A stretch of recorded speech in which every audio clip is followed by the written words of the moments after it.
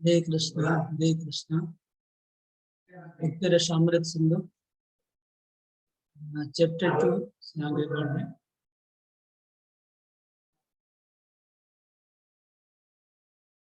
To के start में प्रभुपाद जी 3 प्रकार की भक्ति की बात करते हैं।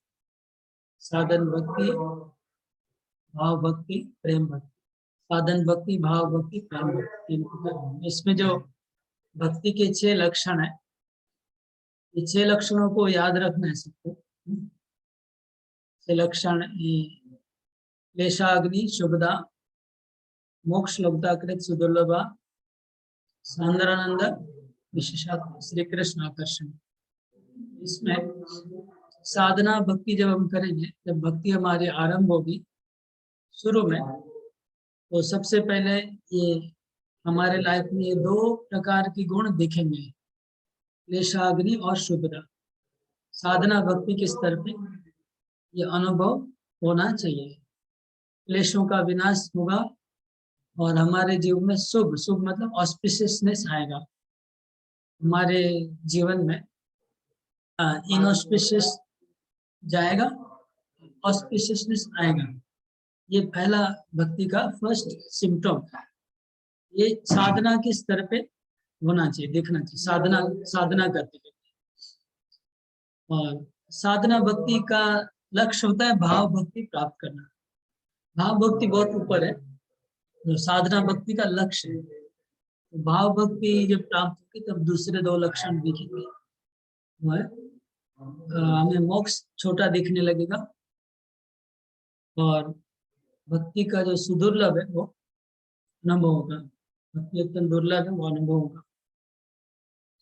जब उसके बाद भाव भक्ति को प्रेम भक्ति में बदल जाएगा, तब हमारा हृदय सांद्र हो जाएगा, सांद्रानंद। तो वो प्रेम भक्ति आएगी जब, तो कृष्ण को भी आकर्षित करेगी। ये जो 6 लक्षण,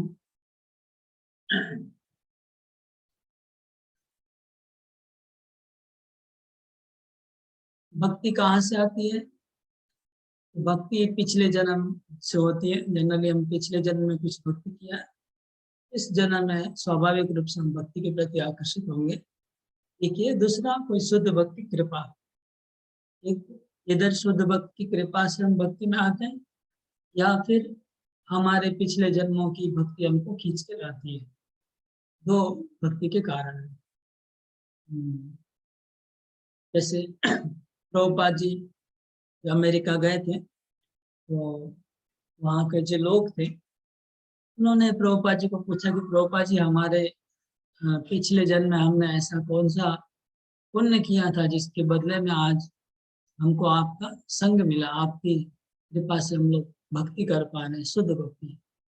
तब प्रभुपाद जी ने कहा कि आप लोग का कोई पिछले जन्म का कुछ पुण्य वगैरह कुछ नहीं था, वो मैं तुम लोग को तुम्हारा वो जो भक्ति में जो आवश्यक अज्ञात सुकृति जो चाहिए, तो मैं तुम्हारा मैंने क्रिएट किया तुम लोग का अज्ञात सुकृति।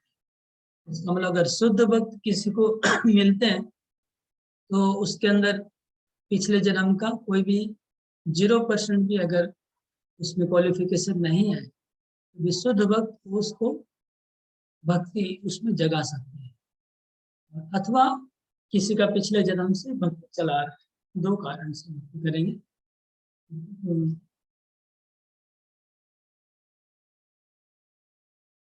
तो हम लोग भक्त के प्रति आकर्षण होंगे। हमारे जो साधारण जो प्रक्रिया वो ऐसी है कि बद्ध जीव भक्ति के प्रति आकर्षित होता है, भक्ति करता है, फिर आयतु की कृपा, शुद्ध भक्त कृपा मिलती है, कृपा मिलने से फिर वो भक्ति करता है। ये चक्र है। जैसे कुछ लोग को भगवत गीता व भागवत ऐसे ग्रंथों का श्रवण करने में स्वाभाविक रुचि है, उनको अंदर से अच्छा लगता है गीता पढ़ना, भागवतम पढ़ना। ऐसा अगर किसी के मन में मतलब पिछले जन्म का उनका भक्ति से कुछ संबंध है। साधन भक्ति का डेफिनेशन, साधन भक्ति का डेफिनेशन आप में से जो लोग थोड़ा सा समझ सकते हैं व थोड़ा सा ये श्लोक इसको याद रखिए, एक लाइन याद रखिए, ये श्लोक की एक लाइन याद रखने से अच्छा होगा। ये साधना भक्ति का डेफिनेशन है। कृति साध्या, कृति साध्या, ध आधा होगा, इसमें ध फुल दिखाया गया है स्लाइड्स में, लेकिन ध आधा होगा। कृति साध्या भवेत् साध्य भावा सा साधना विदा, यह है साधना भक्ति का डेफिनेशन। इसको मैं समझाता हूँ। कृति साध्या भवेत् साध्य भावा साधना विदा। इसका मतलब, जिस कृति मतलब करने से, अगर उसको किया जाए, साध्य मतलब जिसकी साधना की जाए, जिस वस्तु की साधना अगर की जाए और साधना करने से भवित, भवित मतलब उत्पन्न होगा, होगा क्या होगा, साध्य, उसका साध्य होगा, भाव मतलब भाव भक्ति, जिसको जिस क्रिया को करने से, जिस क्रिया को करने से भाव भक्ति, उस उस क्रिया का जो साध्य है, उस क्रिया का जो आउटकम है वो भाव भक्ति होगा, उसको साधना भक्ति कहते हैं। ये है इसका डेफिनेशन। तो कोई भी क्रिया करने से उसका एक उसका साध्य होता है। जैसे आप दूध को मंथन करते रहेंगे तो एक समय आएगा जो उसमें से मक्खन निकलने लगेगा। वो मक्खन साध्य है, वो साध्य है, और मंथन की क्रिया वो साधना है, समझ लीजिए। तो मंथन की क्रिया मतलब साधना है, और दूध जो प्रकट होगा वो, मक्खन जो निकलेगा वो साध्य है। इसी प्रकार साधन भक्ति एक क्रिया है, वो करते करते जो प्रकट होगा वो भाव है, भगवान के प्रति स्वाभाविक प्रेम भाव उत्पन्न होगा, प्रेम उत्पन्न होगा, उसी को उसको साधना भक्ति कहते हैं। अभी जो मक्खन है इसमें एक बात और भी हम आगे जाकर समझेंगे कि मक्खन है वो बनाना नहीं है, मक्खन उसके अंदर है, पहले उसको निकालना है। इस प्रकार शुद्ध भक्ति को हमें, शुद्ध भक्ति अंदर में है, हृदय में, उसको मंथन की क्रिया से प्रकट करना।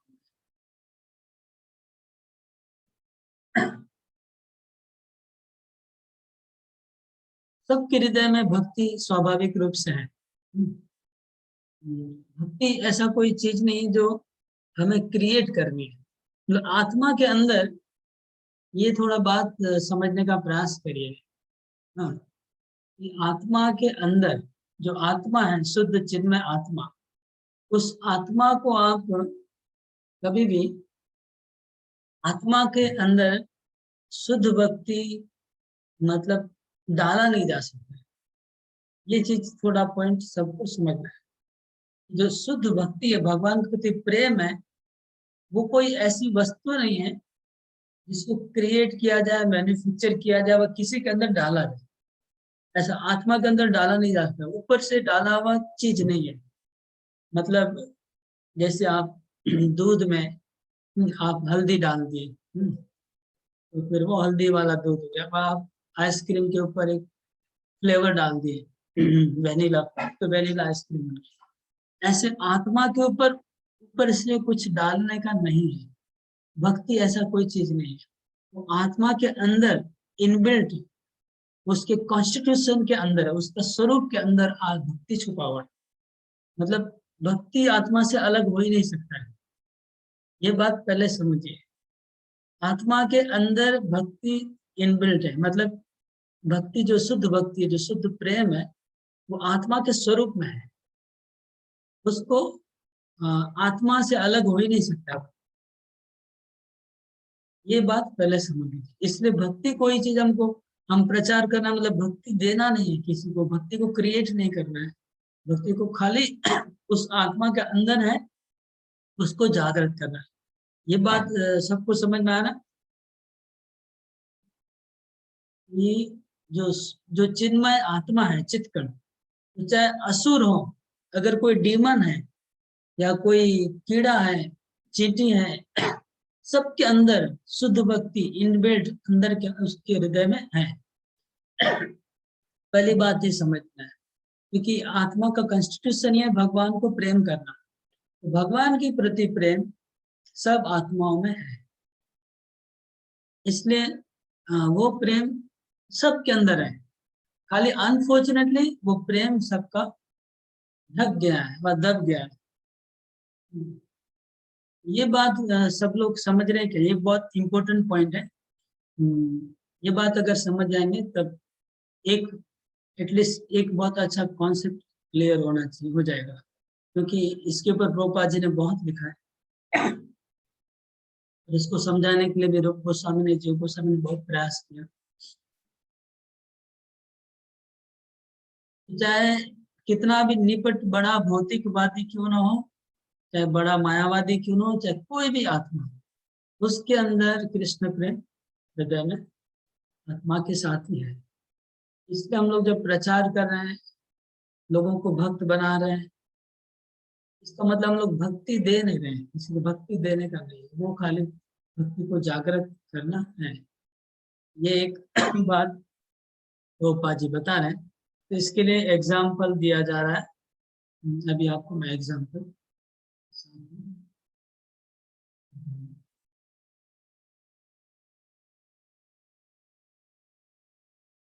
है, ये चलने का। एक बच्चा छोटा जो है उसको चलने के लिए हम लोग सिखाते हैं, पापा पगली हाथ पकड़ के बच्चे को करवाते हैं ना, पगली चला, पापा पगली बोल के। ये जो चलने का बच्चे को हम प्रयास सिखा रहे हैं, वास्तव में बच्चे के अंदर चलने की जो कैपेबिलिटी है वो भगवान ने दे के रखी है।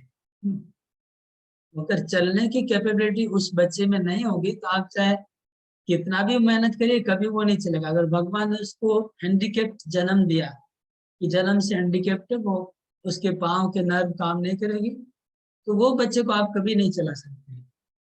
ये अगर ऐसा कोई हाथ पकड़ के नहीं भी चला है तो भी बच्चा 2 दिन बाद चलने वाला है। ये तो खाली पेरेंट्स को थोड़ा उत्सुकता रहती है, अच्छा लगता है इसलिए हाथ पकड़ के चलाते हैं। लेकिन बच्चे को अगर ऐसे फेंक के रख दीजिए तो भी वो, उसका समय आएगा तो चलेगा ही चलेगा, है ना। तो चलाने की जो प्रक्रिया हम हाथ पकड़ के कर रहे हैं, वो उसके अंदर चलाने की कोई शक्ति हम दे नहीं रहे बच्चे को, है कि नहीं। बच्चे के अंदर चलने की शक्ति ऑलरेडी भगवान ने दी है, हम खाली उसको थोड़ा सा जागृत करते हैं। तो ऐसे ही प्रेम भक्ति सबके हृदय में है। लेकिन हम लोग जब हरि नाम का जो जप करते हैं, मंगलारती करते हैं, भागवतम क्लास करते हैं, भक्ति शास्त्री करते हैं, जो भी हम अभी क्रियाएं कर रहे हैं, वो क्रियाएं क्या है, हमारे हृदय में वो जो सुप्त कृष्ण प्रेम है उसको जगाने का प्रयास कर रहे हैं। उसी को हम भगवान जस्ट लाइन में ला रहे हैं, उसको थोड़ा ठीक से फंक्शन करवा रहे हैं। बाकी ये सब के अंदर ऑलरेडी प्रेम भक्ति कृष्ण भक्ति सबके अंदर है। तो हम अभी जो कर रहे हैं वो साधना कर रहे हैं। तो साधना क्यों करते हैं, साधना करने में हमारा सारा जीवन चला जा रहा है, वही खाली कृष्ण प्रेम को जागृत करने के लिए। जैसे बच्चे को हमें चलाना है, बच्चा 6 महीने के बाद चलेगा हमको पता है, लेकिन फिर भी 4 महीने के बाद उसका हाथ पकड़ के घुमाना शुरू कर देते हैं।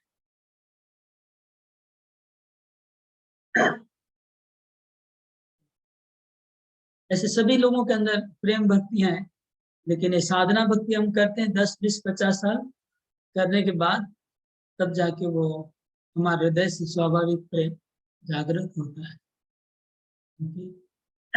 प्रभुपाद जी ने उदाहरण दिया बच्चे का चलने का, और प्रभुपाद जी के इवन जंगल के लोग जिनको कुछ भी ज्ञान नहीं है उनके जीवन में भी भक्ति के निशान दिखते हैं, है ना। वो लोग भी जंगल में जाके किसी पेड़ की पूजा करते हैं और अपने अपने हिसाब से कुछ ना कुछ करते हैं। क्यों करते हैं? क्योंकि उनके अंदर भक्ति है। ये उदाहरण है। गोपा जी ने इस उदाहरण को यूज किया। तो साधना भक्ति हम करेंगे। साधना भक्ति करते करते क्या होगा? साधना भक्ति में भजन क्रिया, मतलब श्रवण कीर्तन करेंगे, जप करेंगे, क्लास करेंगे, भागवत पढ़ेंगे, मंदिर में पूजा करेंगे। ऐसा करने से हृदय में अनर्थ निवृत्ति होगी। अनर्थ निवृत्ति मतलब हृदय से अनर्थ धीरे धीरे हटेंगे। भक्ति के प्रति निष्ठा आएगी। निष्ठा के प्रति, भक्ति के प्रति, भगवान के प्रति आसक्ति आएगी और आसक्ति के बाद भाव होगा। ये क्रम है, साधन भक्ति के क्रम है जो हम आगे सुनेंगे। प्रभुपाद और एक उदाहरण देते हैं। किसी व्यक्ति का जब मानसिक बीमारी होती है तो किसी को पहचान नहीं पाता है और सब कुछ मेमोरी उसकी खो जाती है, तो उसको बार बार फिर बोलना पड़ता है, बोल के उसको याद दिलाया जाता है। इसी प्रकार हमारा जो स्वरूप ज्ञान है वो खो गया है, विस्मृत हो गया, तो हम लोग को बार बार शास्त्र अध्ययन ये सब करके ज्ञान को वापस लाया जाता है।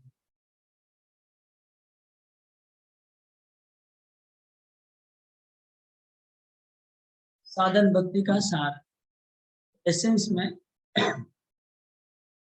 सुखदेव गोस्वामी कहते हैं, राजन, मनुष्य को किसी न किसी साधन द्वारा मन को कृष्ण पर स्थिर करना चाहिए।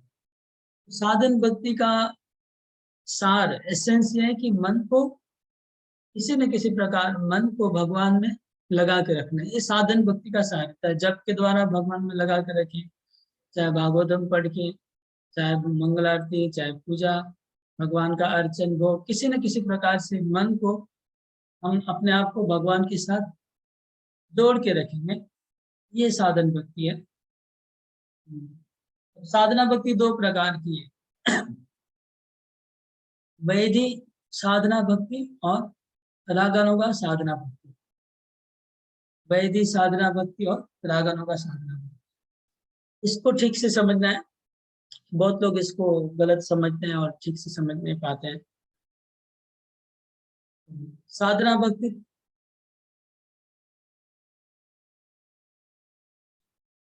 तो रागानुगा भक्ति भी साधना भक्ति है। कभी कभी लोग रागानुगा भक्ति को प्रेम भक्ति या भाव भक्ति के साथ कंफ्यूज कर लेते हैं। ये हम प्रेम भक्ति व भाव भक्ति की बात अभी नहीं कर रहे, साधना भक्ति की ही बात कर रहे हैं। मतलब प्रेम को जागृत करना ही हम लोग को करने की जो विधि है साधना भक्ति, वो दो प्रकार की विधि है, एक वैधि और एक रागानुगा। तो वैधि का मतलब हो गया शास्त्र और गुरु के आदेश, उनका ऑर्डर है, उनका आदेश है, उनका शासन से करना। गुरु ने कहा है, शास्त्र में कहा है, इसलिए हम कर रहे हैं। तो प्रभुपाद ने उदाहरण दिया कि जैसे गुरुदेव ने कहा है कि हर दिन सुबह अर्ली मॉर्निंग उठना है, स्नान करना है, तिलक करना है, मंगलारती करना है, जप करना है, इसलिए हम कर रहे हैं। लेकिन ऐसे करते करते अगर किसी के मन में ऐसा आना शुरू कर दे कि अच्छा अभी भगवान भगवान को मुझे उठाना चाहिए, भगवान की नींद टूट गई होगी, चलो मैं भगवान को अभी भूख लगी होगी, मैं खाना बनाता हूँ, अगर ये विचार आता है तो वो रागानुगा भक्ति हो गया। समझ में आया? वैदिक भक्ति रागानुगा में डिफरेंस यही है, बहुत सिंपल। वैदिक मतलब हमको करना है, गुरु शास्त्र का आदेश, इसलिए हम कर रहे हैं। रागानुगा मतलब विचार थोड़ा चेंज हो गया कि अच्छा भगवान को ये खुशी होगा, ऐसा करने से भगवान को खुशी होगी, मैं ऐसा करती हूँ, ऐसा करता हूँ, तो वो रागानुगा भक्ति हो गई। मतलब ये इच्छा हुई कि नहीं भगवान इससे खुशी होंगे, इसलिए मैं करने जा रहा हूँ, वो रागानुगा भक्ति प्रभुपाद जी कह रहे हैं। इस श्लोक के ऊपर हमने पिछली बार चर्चा की, स्मर्तव्य सिद्धम विष्णु विस्मर्तव्य न जाति चित सर्व विधि निषेधासुर एतयोरेव किंकरा। ये श्लोक को याद करना चाहिए। स्मर्तव्य सिद्धम विष्णु मतलब सतत सर्वदा विष्णु का स्मरण करना चाहिए। विस्मर्तव्य न जाति चित, कभी भी विस्मरण नहीं करना चाहिए, भूलना नहीं चाहिए। सर्व विधि निषेधा, जितने भी विधि और निषेध हैं, रूल्स एंड रेगुलेशंस, एतयोर एव किंकरा, ये दो प्रधान विधि निषेध के, बाकी सब उनके किंकर है, दास है।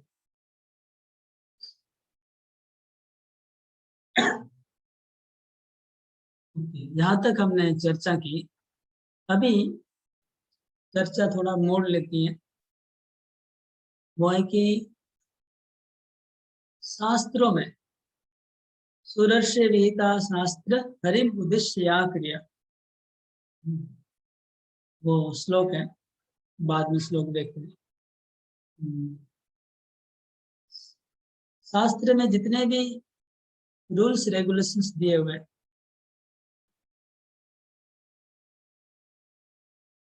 वो बेसिकली या करणीय है व अकरणीय है। दो प्रकार के रूल्स रेगुलेशन शास्त्र में दिए, करना नहीं करना। वो जितने भी दिए रूल्स रेगुलेशन, वो वर्णाश्रम के अंतर्गत आते हैं। मतलब ब्राह्मणों के लिए क्या करना है नहीं करना बताया जाएगा, क्षत्रियों के लिए बताया जाएगा, वैश्य के लिए क्या करना है, शूद्र के लिए क्या करना है, स्त्रियों को क्या करना है, ब्रह्मचारी को क्या करना है, ग्रस्त, यही शास्त्र में दिया हुआ है। चार वर्ण और आश्रम। अब चार और वर्ण और आश्रम, इनकी सृष्टि भगवान से हुई है। तो शास्त्र में लिखा है कि जिस भगवान से तुम्हारी सृष्टि हुई है, उस भगवान को अगर तुम संतुष्ट नहीं करते हो, तो तुम्हारा तथाकथित ब्राह्मण क्षत्रिय वैश्य बनना बेकार है, तुम गिर जाओगे, ऐसा शास्त्र कहता है। तुम ब्राह्मण हो, लेकिन तुम्हारा सृष्टि भगवान से हुआ। कैसे हुआ तो उसको बताए। सिर से भगवान ब्राह्मण का, बाहुओं से क्षत्रियों का, पेट से वैश्यों का, और पांव से शूद्र का। इस प्रकार चारों वर्णों का जन्म हुआ है। और ये एवं पुरुषम साक्षात आत्म प्रभवम ईश्वरम न भजन्ति अवजानन्ति स्थानात् भ्रष्टा पतन्ति अधः। जिन भगवान से ब्राह्मण क्षत्रिय वैश्य शूद्रों का उत्पत्ति हुआ है, तो ब्राह्मण क्षत्रिय वैश्य शूद्र अगर अपने उत्पत्ति स्थल, अपने स्रोत भगवान की अगर भक्ति नहीं करेंगे, खाली अपने रूल्स और रेगुलेशंस में फंसे रहेंगे, तो पतन होगा उनका। तो ये यहाँ तक हम, इसके आगे अभी हम लोग श्लोक देखेंगे। हाँ, तो श्लोक नंबर 10 और 11 में ये बताया गया कि भगवान के शरीर से इन चार वर्ण और आश्रम का जन्म हुआ। 10 और 11 नंबर श्लोक में मुख बाहु उरुपादेभ्यो पुरुष श्रमेश चत्वारोदकीय वर्ण गुणे विप्रादय। मुख, बाहु, उरु और पाद। मुख मतलब मुख से ब्राह्मण, बाहु से क्षत्रिय, उरु से वैश्य और पाद से शूद्र। यह पुरुषम साक्षात आत्म प्रभवम ईश्वरम।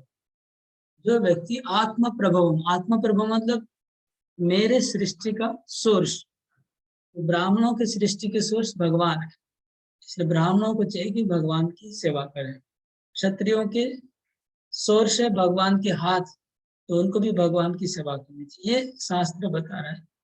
तो इसका मतलब कोई अगर ब्राह्मण क्षत्रिय वैश्य शूद्र जो वर्णाश्रम धर्म को बहुत अच्छे से पालन करता है, सब डूज एंड डोंट्स सब परफेक्टली, लेकिन अगर भगवान की सेवा नहीं करता है, भगवान की भक्ति नहीं करता है, तो शास्त्र कहता है कि बेकार है वो बेकार है, श्रम एवं कल।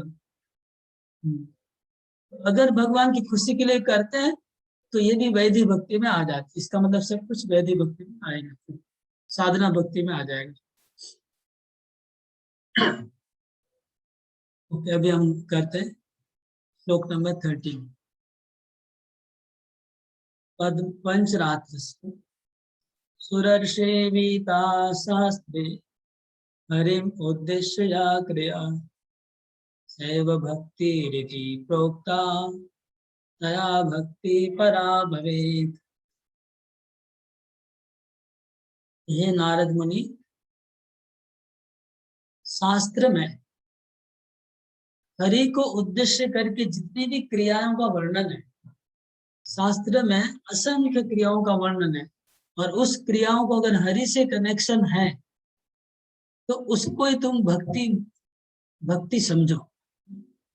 तो साधन भक्ति का डेफिनेशन चल रहा है, साधन भक्ति क्या है, साधन भक्ति व वैदिक भक्ति का वर्णन हो रहा है। तो वैदिक भक्ति व साधन भक्ति क्या है? शास्त्रों में असंख्य उपदेश हैं, अगर वो उसका हरि से कनेक्शन है, कुछ भी, जैसे उदाहरण से एकादशी का पालन, गंगा में स्नान करना है, गंगा की स्तुति है, उसमें ब्राह्मणों को भोजन कराओ, हाँ, श्राद्ध कराओ, तर्पण कराओ, यज्ञ करो, दान करो, कुछ भी क्रिया उसमें अगर हरि का कनेक्शन है तो उसको ही भक्ति माना जाएगा। और दया भक्ति परा भवेत्। अभी इसका मतलब क्या? इसमें का वो भक्ति है और उससे परा भक्ति प्राप्त होगी, उससे भक्ति प्राप्त होगी, मतलब वो वैदिक भक्ति है और उससे भाव भक्ति व प्रेम भक्ति प्राप्त होगी, ये इसका अर्थ है। अभी अभी डिस्कशन हो रहा है श्लोक नंबर 14 से कि तत्र अधिकारी, अधिकारी कौन है भक्ति करने का, अधिकारी कौन है? तो योग्यता व अधिकार भक्ति का किसको है? कौन भक्ति कर सकता है? ब्राह्मण कर सकता है, शूद्र कर सकता है, कि चंडाल कर सकता है, कि ज्ञानी कर सकता है, कि भारतीय कर सकता है, कि अमेरिकन कर सकते हैं? कौन कर सकते हैं भक्ति? मनुष्य कर सकते हैं कि पशु कर सकते हैं, स्त्रियां कर सकते हैं कि बच्चे कर सकते हैं कि बूढ़े कर सकते हैं?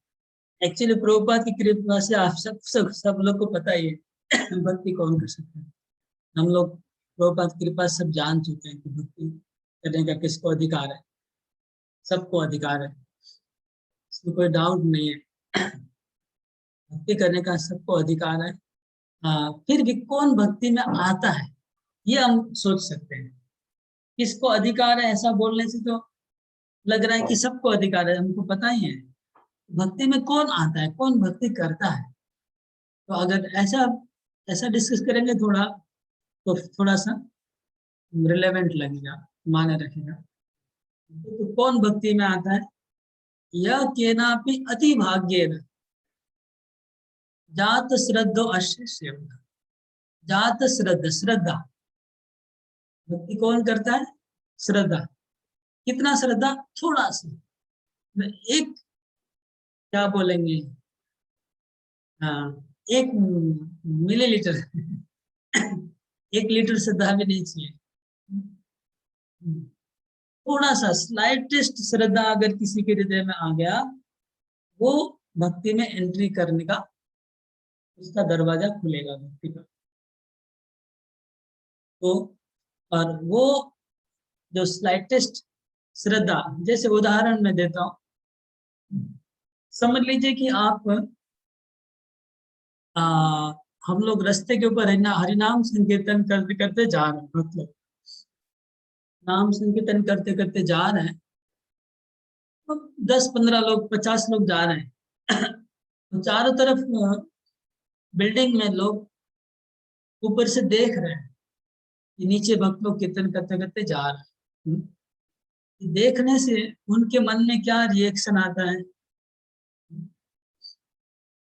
कुछ लोग के मन में ये रिएक्शन है कि ये लोग को कोई कोई काम धंधा नहीं है, बेकार के लोग घूम रहे हैं, डिस्टर्ब कर रहे हैं, नॉइस क्रिएट कर रहे हैं, ऐसा कुछ लोग सोचेंगे। कुछ लोग सोचेंगे ये लोग बहुत अच्छा काम कर रहे हैं, ये लोग बहुत अच्छा काम कर रहे हैं, हाँ, इसमें मुझे थोड़ा मदद करना चाहिए, अच्छा है, वेरी गुड। वो जो सोचेंगे कि अच्छा कर रहे हैं, इसका मतलब उसका थोड़ा सा श्रद्धा आ गया है, बस यहाँ से उसका भक्ति शुरू हो सकता है, इतना सा श्रद्धा होने से। या भक्त लोग बुक डिस्ट्रीब्यूशन कर रहे हैं, उनको देखा कि बुक बांट रहे हैं, तो बहुत लोग नेगेटिव सोचेंगे, लोग बिजनेस करते हैं, धंधा करते हैं, क्यों बुक बांट रहे हैं, तो कोई काम नहीं है, सब विदेशी फॉरेनर लोग, इनको लगता है इंगेज एम्प्लॉय किया हुआ है, विदेशी कंपनियां इन लोग को एम्प्लॉय किया हुआ है, ये लोग सब विदेशी कंपनियों के गुलाम बने हुए हैं, ऐसा सोच लेंगे, तो उसका गया, उसका कैंसिल हो गया। जो ये सोचेगा कि नहीं ये लोग बहुत अच्छा काम कर रहे हैं, भक्ति का प्रचार करे, तो उसका काम बन गया, वो भक्ति में आ गया। तो आपको मैंने 2 उदाहरण दिया। ये हो गया कि थोड़ा सा श्रद्धा चाहिए। ये श्रद्धा कहाँ से आएगा, इसमें आप कैसे प्रेडिक्शन करेंगे कि एक व्यक्ति नेगेटिव सोचेगा कि पॉजिटिव सोचेगा आपके बारे में? हाँ, ये प्रेडिक्शन कैसे करेंगे, ये अभी सवाल है। कैसे पता है कि ये व्यक्ति बुक डिस्कशन हो रहा है तो इसके मन में पॉजिटिव आएगा व नेगेटिव आएगा, ये कैसे समझ में आएगा? तो उसके लिए बोलते हैं अति भाग्य है। अति भाग्य उसका भाग्य से होगा, वो उसके भाग्य के ऊपर डिपेंड करेगा कि वो पॉजिटिव सोचेगा कि नेगेटिव सोचेगा। देखिए, बहुत बड़ा एक इश्यू यहाँ डिस्कस हो रहा है कि लाखों लाखों करोड़ों भक्त हैं दिल्ली में, कलकत्ता में, सब लोग भक्ति में क्यों नहीं आते हैं? तो भक्ति में एंट्री क्यों नहीं कर पाते हैं? इसका कारण क्या है? तो उसका कारण है, एंट्री करने का कारण है श्रद्धा है। तो क्वेश्चन है कि श्रद्धा सबके अंदर क्यों नहीं आ रही, कुछ लोगों के अंदर क्यों आ रही, किन के अंदर श्रद्धा है? ये सवाल हो रहा है कि कौन कौन लोग एंट्री करेंगे भक्ति में, श्रद्धा किसको किसको मिलेगी? मतलब अति भाग्य ना, जिनका कोई अति, हाँ, पिछले कोई भाग्य है पिछले जन्मों का, भाग्यवान व्यक्ति। कौन सा भाग्य? बोले के ना आप भी, कोई भाग्य, कोई भाग्य ऐसा होगा उनका, दूर दूर का, जिस भाग्य से उसको थोड़ा भक्तों को देख के श्रद्धा हुई। पहला क्राइटेरिया। और क्या क्राइटेरिया है? नातिशक्तो न वैराग्य भाग। और 2 क्राइटेरिया है, ऐसा व्यक्ति जो संसार के भोगों में आसक्त नहीं है। देखिए, संसार के भोग में आसक्त सभी है, इवन भक्ति में आने के बाद भी हम लोग को आसक्ति है। तो नए लोगों की बात क्या करें? जैसे रूप गोस्वामी क्या बोलते हैं, ना अति आसक्ति, अति आसक्ति नहीं है। जिसको अति आसक्ति नहीं होनी चाहिए वो भक्ति में आएगा। अति आसक्ति नहीं है, अत्यंत भोगी नहीं है, और न वैराग्य। और जिनको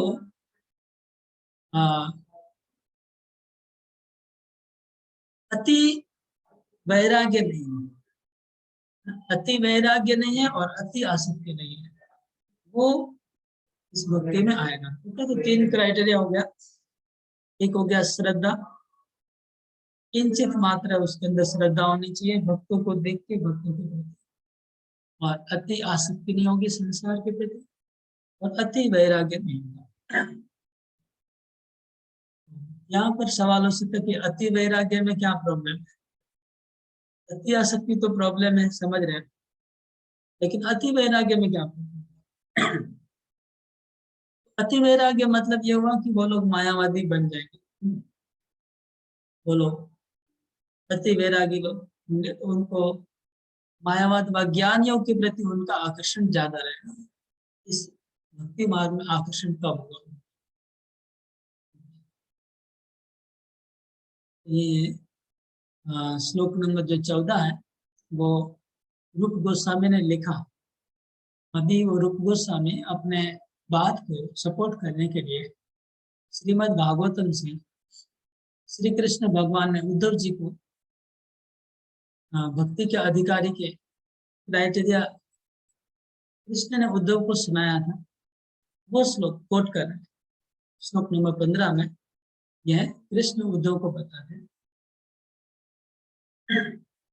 यद्रेच्छया मत कथा दो जात श्रद्धो स्तुय पुमान न निर्विन्नो नातो भक्ति योगो से सिद्धिदा।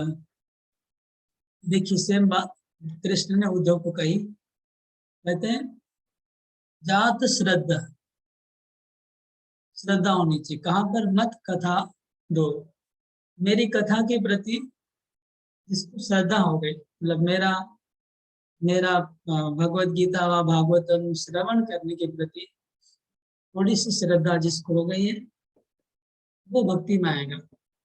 और वो कहाँ से आएगी? तो कृष्ण कहते हैं यदृच्छया।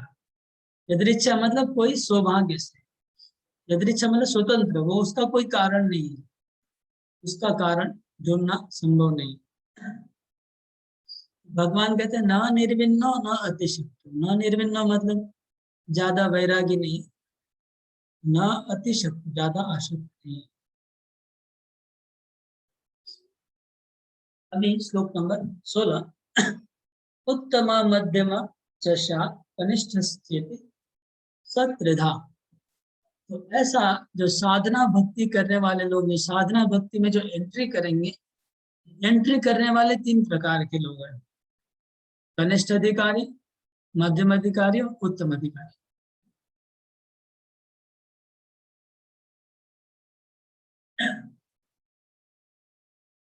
मतलब समझ लीजिए प्रेम भक्ति एक प्रोडक्ट है, और उस प्रोडक्ट खरीदने वाले कस्टमर 3 प्रकार के हैं। One is first class clients, मतलब आपके 3 प्रकार के क्लाइंट्स हैं, first class, second class, third class. बहुत प्रोबेबिलिटी बहुत हाई है, प्रोबेबिलिटी मीडियम है, प्रोबेबिलिटी लो है। 3 प्रकार के लोग हैं इसके कस्टमर है, क्लाइंट्स हैं, इसके प्रेम भक्ति के, जो साधना भक्ति में एंटर करेंगे। साधना भक्ति करेंगे लोग और उनको प्रेम भक्ति प्राप्त होगी, शुद्ध भक्ति प्राप्त होगी। तो इससे क्लाइंट से 3 प्रकार के हैं। हम लोग जैसे बोलते हैं ना क्या, ऑडियंस, क्लाइंट्स, तो 3 प्रकार के वो ऑडियंस में क्लाइंट्स हैं, उत्तम, मध्यम, कनिष्ठ। उत्तम, उत्तम कौन है? श्लोक नंबर 17। फर्स्ट क्लास क्लाइंट्स कौन है? जो इसका कस्टमर, जो प्रोडक्ट को, भक्ति प्रोडक्ट को ग्रहण कर पाएगा। 1 नंबर क्लाइंट्स कौन है? शास्त्रे युक्तो च निपुण, सर्वथा दृढ़ निश्चय, प्रौढ़ श्रद्धोधिकारी, भक्त उत्तम मत। तो इसके जो बेस्ट बेस्ट कस्टमर्स कौन है शुद्ध भक्ति के? बेस्ट कस्टमर वो है जो शास्त्रों में बहुत दृढ़, बहुत शास्त्र जिसने स्टडी किया है, सब शास्त्रों को एकदम निचोड़ लिया, उसको पता है शास्त्रों का सिद्धांत, तो बेस्ट कस्टमर है। और सर्वथा दृढ़ निश्चय, और उसका जो निश्चय है, उसका जो फेथ है, बहुत स्ट्रॉन्ग फेथ है। और प्रौढ़ श्रद्धो, इसकी जो श्रद्धा है बहुत मैच्योर्ड श्रद्धा, इमेच्योर श्रद्धा नहीं, मैच्योर्ड श्रद्धा। इमेच्योर श्रद्धा मतलब इमोशनल होते हैं, सेंटिमेंट्स होते हैं। आज शुद्ध भक्ति गदगद हो जाएंगे, कल उसी को लात मार के भगा देंगे। ऐसी जो श्रद्धा होती है इमेच्योर श्रद्धा होती है। इमेच्योर श्रद्धा मतलब एक दिन पूरा भाव प्रेम में गदगद होकर पूरा आंखों से आंसू से आपके चरण धो देंगे, या वाह आप एकदम शुद्ध भक्त है, गुरु है हमारे, ये वो करेंगे। दूसरे दिन वही पांव पे कुठार मार देंगे। तो इनकी श्रद्धा नेचर में है। श्रद्धा थी, ऐसा नहीं श्रद्धा नहीं थी, लेकिन वो सेंटिमेंट्स और इमोशन होती है।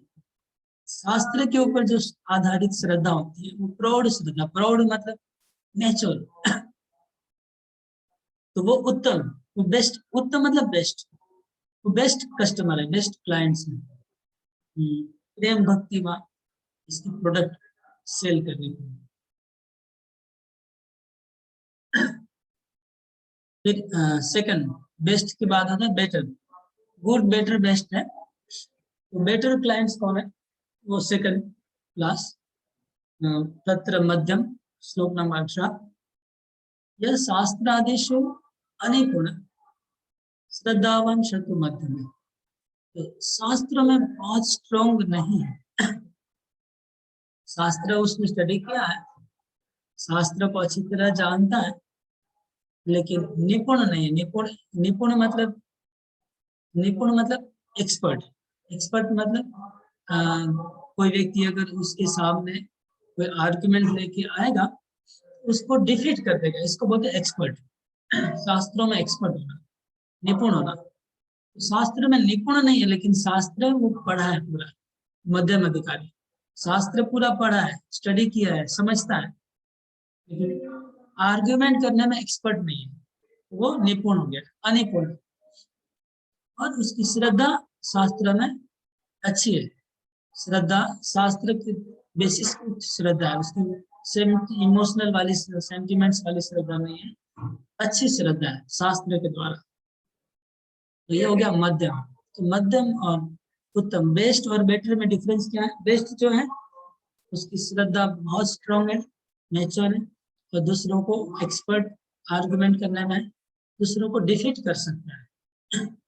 कोई उसको आके परास्त नहीं कर देगा, कोई उसको तोड़ नहीं सकता है, कोई उसको हटा नहीं सकता है भक्ति से। कोई आके बोलेगा कि ये अच्छा है, वो अच्छा है, तो वो उसको उसके द्वारा प्रभावित नहीं होगा, उसको डिफीट कर देगा। मध्यम अधिकारी वो है तो जो कन्विंस्ड है खुद अच्छी तरह से, लेकिन कोई अगर ओपोनेंट व्यू लेके आएगा, उसको डिफीट नहीं कर पाएगा।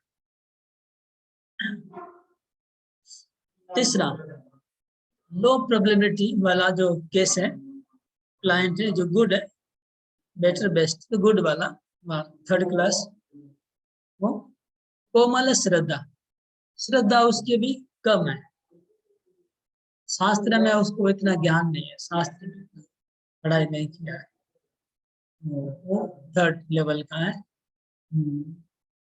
इसमें प्रॉब्लम क्या है कि ये श्रद्धा इसको है, लेकिन कोई व्यक्ति आकर के अगर इसको ओपन व्यू रखेगा, उसको कन्विंस कर देगा अगेंस्ट में, वो अगेंस्ट में कन्विंस हो जाएगा और भक्ति छोड़ सकता है, वो भक्ति छोड़ के भाग सकता है। इसलिए वो थर्ड लेवल का क्लाइंट है, कस्टमर है। ओके, ये तीनों भक्ति के अधिकारी हैं। अधिकारी मतलब क्या है?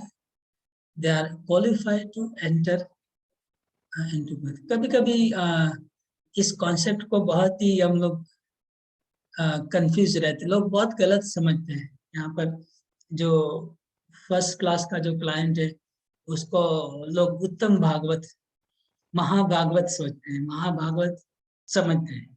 उत्तम अधिकारी को हम लोग कई बार महाभागवत बोलने लग जाते हैं, लेकिन यहाँ पर एक बात समझना है कि यहाँ पर जो बताया जा रहा है, जिस क्वालिफिकेशन वो है just to qualification for entering into bhakti, qualification for purchase the product of भक्ति।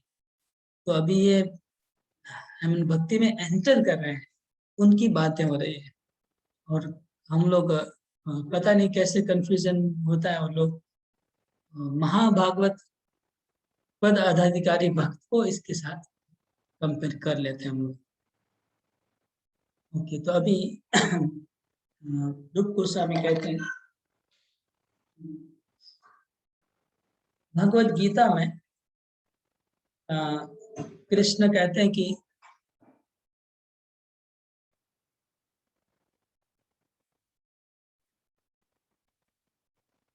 चार प्रकार के लोग मेरी भक्ति में आते हैं, है ना। कृष्ण ने कहा कि चार प्रकार के लोग मेरी भक्ति में आते हैं। चतुर्विधा भजन्ते मां जना सुकृत न अर्जुन, आर्तो जिज्ञासु अर्थार्थी ज्ञानी च भरतर्षभ। क्योंकि यहाँ पर चर्चा हो रही है, चर्चा ये हो रही है कि भक्ति में कौन आएगा, भक्ति में एंटर कौन करता है, भक्ति में कौन प्रवेश करता है, भक्ति कौन करता है, वो चर्चा हो रही है। भक्ति कौन शुरू करता है? तो रूप गोस्वामी ने तो अपना मत रखा, पहले उन्होंने बताया उद्धव और कृष्ण का संवाद से कि कौन भक्ति करता है। उसके बाद रूप गोस्वामी ने अपना भी मत रखा, first class, second class, third class. अभी गीता में भी भगवान ने अर्जुन को भी कहा है कि भक्ति कौन करता है, तो उसको भी चर्चा करना जरूरी है, उसको हम लोग नेग्लेक्ट नहीं कर सकते हैं। तो गीता में कृष्ण को क्या बताते हैं कि जो आर्थ, आर्थ मतलब कोई व्यक्ति दुखी होता है, दुख के मारे वो भगवान के पास आता है। अर्थार्थी, किसी को धन चाहिए तो पैसे के लिए भगवान के पास आते हैं। पैसे के पास भगवान के पास आते हैं मतलब मंदिर में जाते हैं, भगवान को प्रार्थना करते हैं मुझे पैसा दीजिए। वह इस्कॉन में आते हैं और उनको लगता है इस्कॉन में आने से अमेरिका का वीजा मिल जाएगा, टिकट मिल जाएगा, तो इसलिए भक्ति में आते हैं। तो वो हो गया। और तीसरा जिज्ञासु। जिज्ञासा मतलब लोग जिज्ञासु बन के भी आते हैं भक्ति में। और ज्ञानी, जो जिसको ज्ञान है वो भक्ति में आते हैं। जो 4 प्रकार के लोग हैं ये भी भक्ति में आ रहे हैं। तो इनको कहाँ पर किस कैटेगरी में डालेंगे?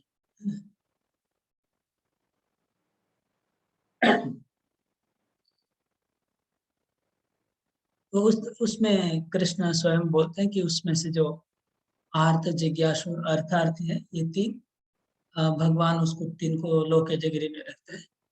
और जो ज्ञानी है उसको भगवान ऊंचे कैटेगरी में डालते हैं। जो ज्ञानी है वो जरूर मेरी भक्ति में आता है, वो कभी वापस नहीं जाता है। वो दृढ़ता से लगा रहता है मेरी भक्ति में।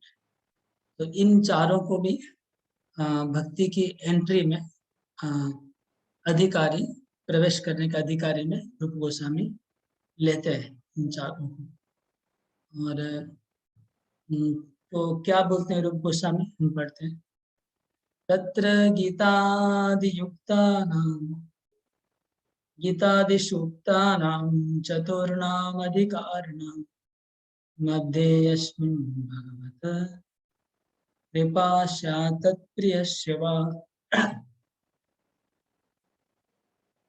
तो रूप गोस्वामी कहते हैं कि जो गीता में 4 प्रकार के लोगों की बात की है, आर्त, जिज्ञासु, अर्थार्थी और ज्ञानी।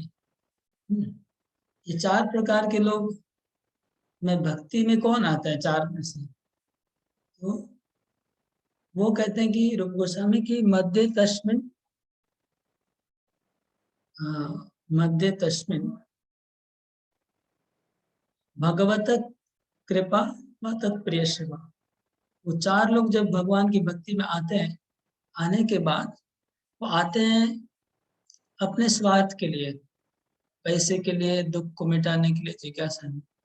लेकिन उसके बाद आने के बाद अगर भगवान की कृपा उनको मिल जाती है तो वो भक्ति में एंटर कर जाते हैं।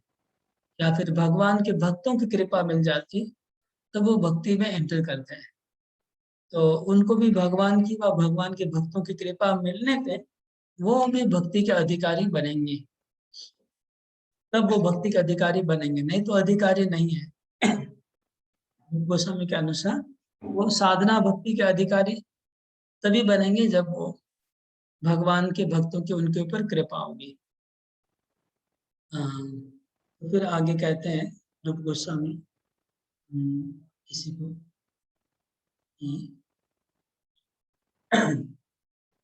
साक्षेण तत्तद्भावशात् शुद्ध भक्ति अधिकारिवान् यथेव शौनकादिश्च ध्रुव स चतुषणा।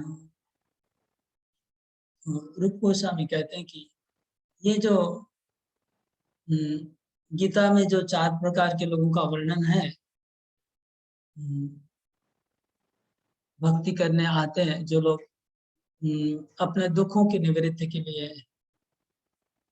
पैसे के लिए, जिज्ञासा के लिए, ज्ञान के लिए, रूप गोस्वामी का कहना है कि ये लोग शुद्ध भक्ति के अधिकारी नहीं है, क्योंकि उनको शुद्ध भक्ति नहीं चाहिए।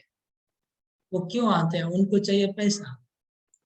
लेकिन सक्षीण तद्भाव, लेकिन भक्ति में जब वो आएंगे अपने अपनी भौतिक इच्छा को लेकर के ही वो आ जाए, आने के बाद क्या होगा? वो भक्तों का संग करेंगे और भक्तों का संग करने के बाद उनके हृदय की जो, उनको पैसा मिल जाएगा। पैसा मिलने के बाद उनके हृदय की इच्छा भी मिट जाएगी पैसे की, तब वो शुद्ध भक्ति के अधिकारी बनेंगे।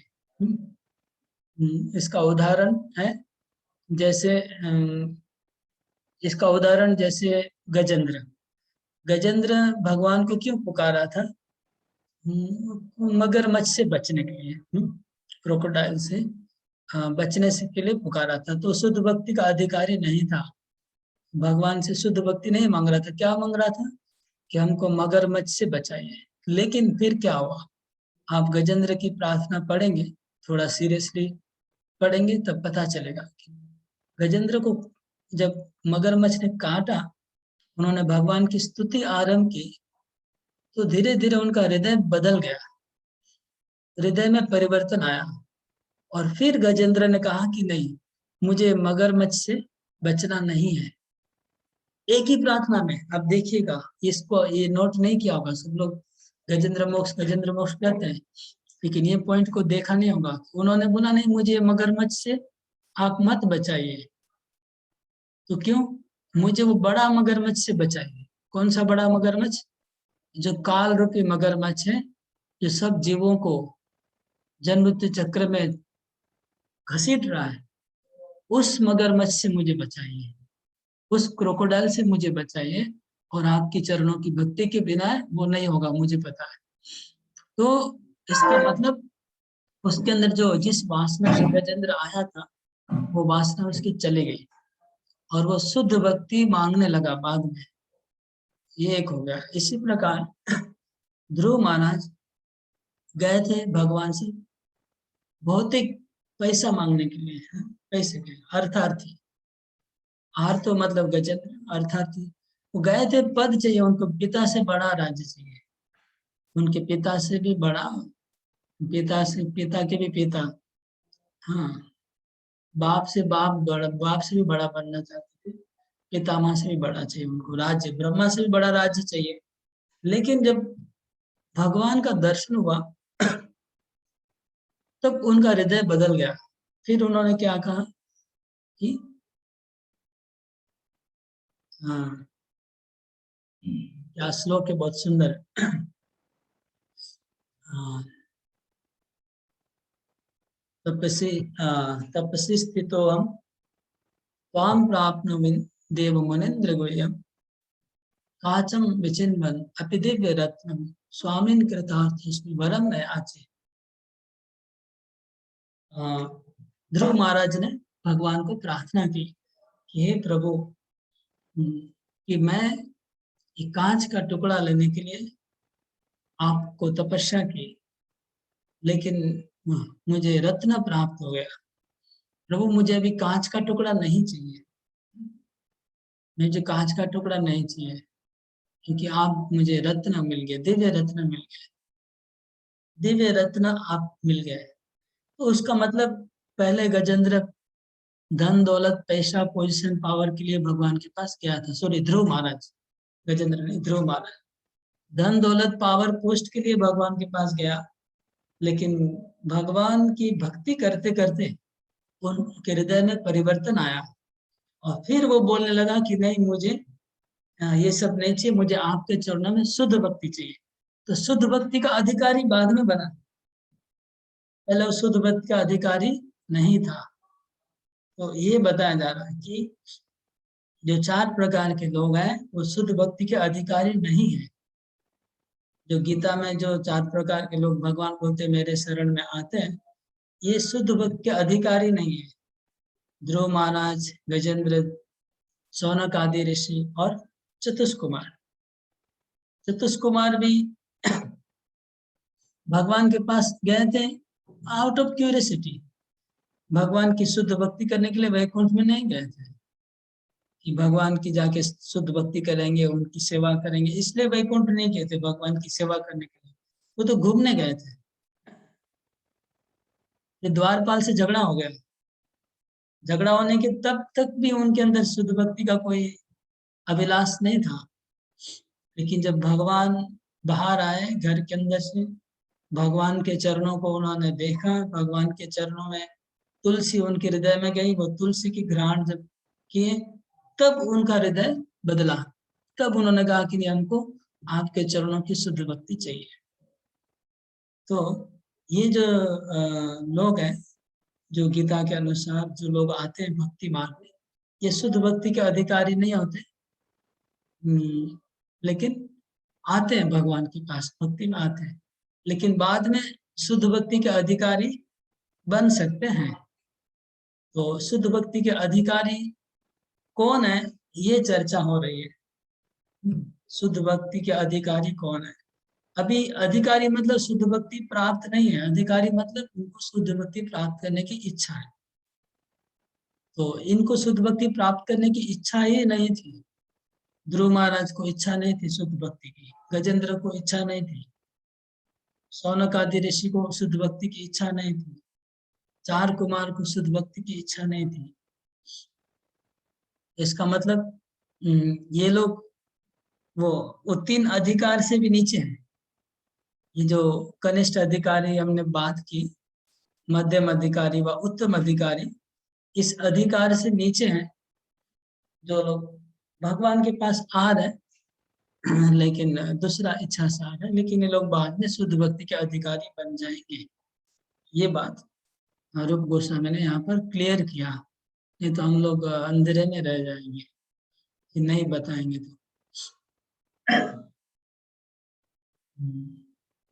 तो क्यों ये लोग को शुद्ध भक्ति के अधिकारी क्यों नहीं माना जाता है? इतने बड़े बड़े लोग हैं, ध्रुव महाराज कितने बड़े हैं, चतुष कुमार कितने बड़े हैं, इनको शुद्ध भक्ति के अधिकारी क्यों नहीं माना जाता है? तो उसके लिए रूप गोस्वामी ये बताते हैं। श्लोक नंबर 22, श्लोक नंबर 22 इंपॉर्टेंट है, इसको याद करना है, मेमोरी श्लोक में डाल दीजिए। श्लोक नंबर 22, भुक्ति मुक्ति स्पृहायावत् पिशाचेर्हृदि वर्तते तावद् भक्ति सुखस्यात्र कथम अभ्युदयो भवेत्। भुक्ति मुक्ति स्पृहायावत् पिशाचेर्हृदि वर्तते तावद् भक्ति सुखस्यात्र कथम अभ्युदयो भवेत्।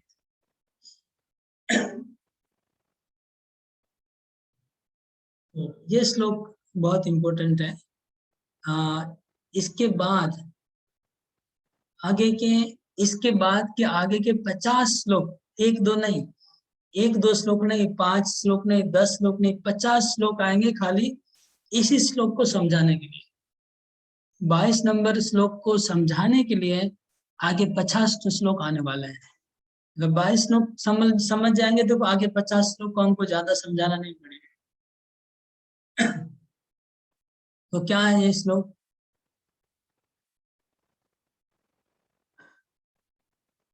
ये श्लोक देख लीजिए अच्छे से।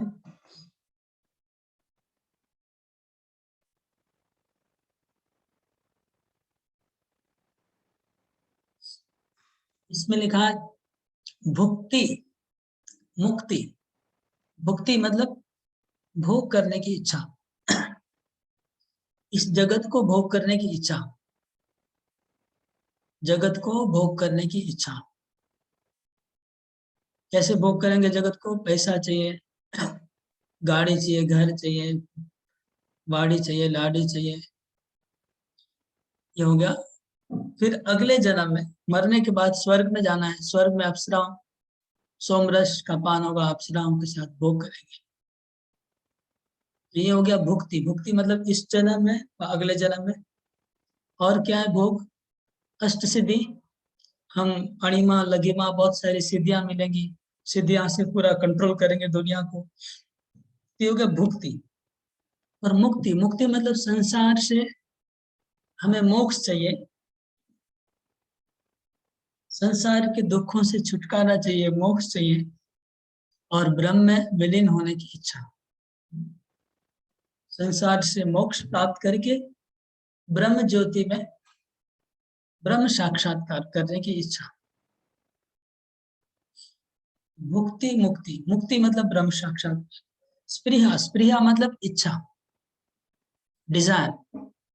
तो desire for liberation and desire for sense gratification, मुक्ति मुक्ति स्पृहा। यावत पिशाची, जब तक ये पिशाची हमारे हृदय में रहेंगे, तब तक शुद्ध भक्ति हमारे हृदय में प्रवेश नहीं कर सकती है। तावत भक्ति सुख शास्त्र कथम अभ्युदयो भवेत। यावत मतलब जब तक, तावत मतलब तब तक। तो जब तक इंद्र तृप्ति और मोक्ष की स्पृहा हृदय में वर्तमान होगी, तब तक भक्ति सुख हृदय में नहीं आएगा। क्यों? क्योंकि इंद्र तृप्ति और मोक्ष की स्पृहा, इच्छा को पिशाचिनी कहा गया। पिशाचिनी से भक्ति देवी डरती है। भक्ति देवी बहुत कोमल है, बहुत कोमल और बहुत ही कोमल। आप समझते हैं कोमल मतलब क्या? भक्ति देवी बहुत कोमल है, वो पिशाचिनी से डरती है। तो हमारे हृदय में अगर पिशाचिनी रहेगी तो भक्ति देवी नहीं आएगी। पिशाचिनी क्या है? इंद्र तृप्ति करने की इच्छा और मोक्ष पाने की इच्छा। तो रूप गोस्वामी कहते हैं कि जब तक भुक्ति मुक्ति स्पृहा यावत पिशाची हृदय वर्तते तावत भक्ति सुख शास्त्र कथम अभ्युदय भवेत। जब तक संसार को भोग करने की इच्छा हृदय में बनी रहेगी, जब तक मोक्ष ब्रह्म साक्षात्कार ब्रह्म विलीन होने की इच्छा बनी रहेगी, तब तक जो भक्ति देवी अत्यंत सॉफ्ट है, कोमल है, वो हमारे हृदय में कैसे आएगी? कैसे आएगी मतलब नहीं आएगी। तो अभी ये क्यों बोलते हैं रूप गोस्वामी? क्योंकि जो ध्रुव महाराज और गजेंद्र, ये लोग के हृदय में वासनाएं थी। इनके हृदय में भोग करने की वासना थी, संसार को, मोक्ष की वासना थी। इसलिए जब तक वो थी तब तक वो शुद्ध भक्ति का अधिकारी नहीं थे। जब उनके हृदय से वासना चली गई भगवान की कृपा से, तब वो शुद्ध भक्ति के अधिकारी बने। जब तक वासना थी वो अधिकारी नहीं बने शुद्ध भक्ति के। ये बात रूप गोस्वामी पहले एस्टैब्लिश करना चाह रहे हैं कि शुद्ध भक्ति का अधिकारी कौन है। शुद्ध भक्ति, प्रेम भक्ति, प्रेम भक्ति का अधिकारी कौन है? पहले प्रेम भक्ति के ग्लोरिफिकेशन तो हुआ कि प्रेम भक्ति से क्लेशाग्नि है, क्लेश नाश हो जाएंगे, शुद्ध भक्ति से शुद्ध ऑस्पिशियसनेस आएगा, कृष्ण आकर्षित हो जाएंगे। लेकिन इसके प्राप्त करने का अधिकारी कौन है? जिसके हृदय में भोग और मोक्ष वांछा नहीं है। भोग मोक्ष वांछा दो शुद्ध भक्ति को एंटर करने नहीं देते। अभी यहां से लेके अभी रूप गोस्वामी अपनी बात को, क्योंकि इस बात के ऊपर भरोसा नहीं होता है, विश्वास नहीं होता कि ऐसा हो सकता है क्या, मोक्ष की इच्छा को त्याग करना पड़ेगा क्या, ऐसा बहुत डाउट हो सकता है मन में। नहीं नहीं नहीं, ये गलत है। हाँ, मोक्ष की इच्छा क्यों त्याग करेंगे? शुद्ध भक्ति प्राप्त करना है तो मोक्ष का इच्छा तो रह सकता है। या फिर मोक्ष की इच्छा को पिशाचिनी क्यों बताया? पिशाचिनी मतलब समझ, पिशाचिनी होती है जो खा जाती है, आदमी को जिंदा खा जाती है, उनका खून पी जाती है। इसी प्रकार जो भोग और मोक्ष की जो इच्छा है वो आत्मा को पूरा खा जाती है। शुद्ध आत्मा को वो भोग की इच्छा और मोक्ष की इच्छा शुद्ध आत्मा को खा जाती है, इसलिए पिशाचिनी कहा गया।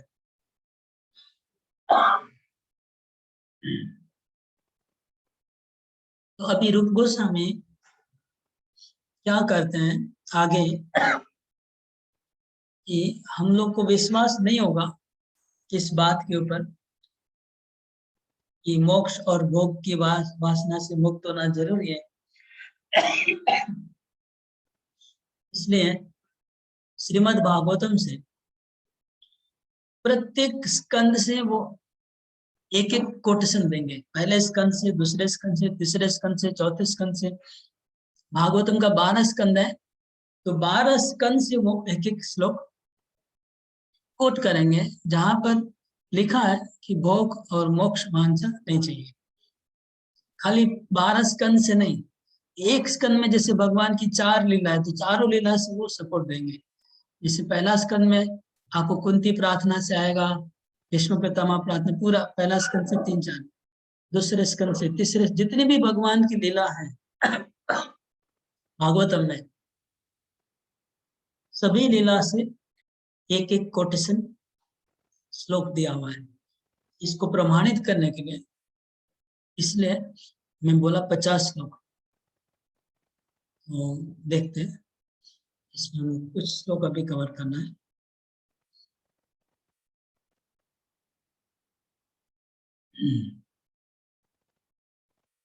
अभी ऐसा करेंगे कि आप लोग के पास जो बुक है भक्ति रसामृत सिंधु, वो बुक खोलिए,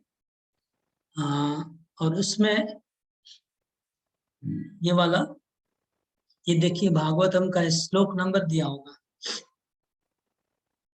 तीसरा स्कंद 25वां अध्याय श्लोक नंबर 36। दर्शनीया वयवेरुदारा विलासाशिक्षितवामशुक्ते व्रतात्मनोरथ प्राणाश्च भक्तिर् अनिच्छतो मे गतिमन्विं प्रयुक्ते। पढ़े।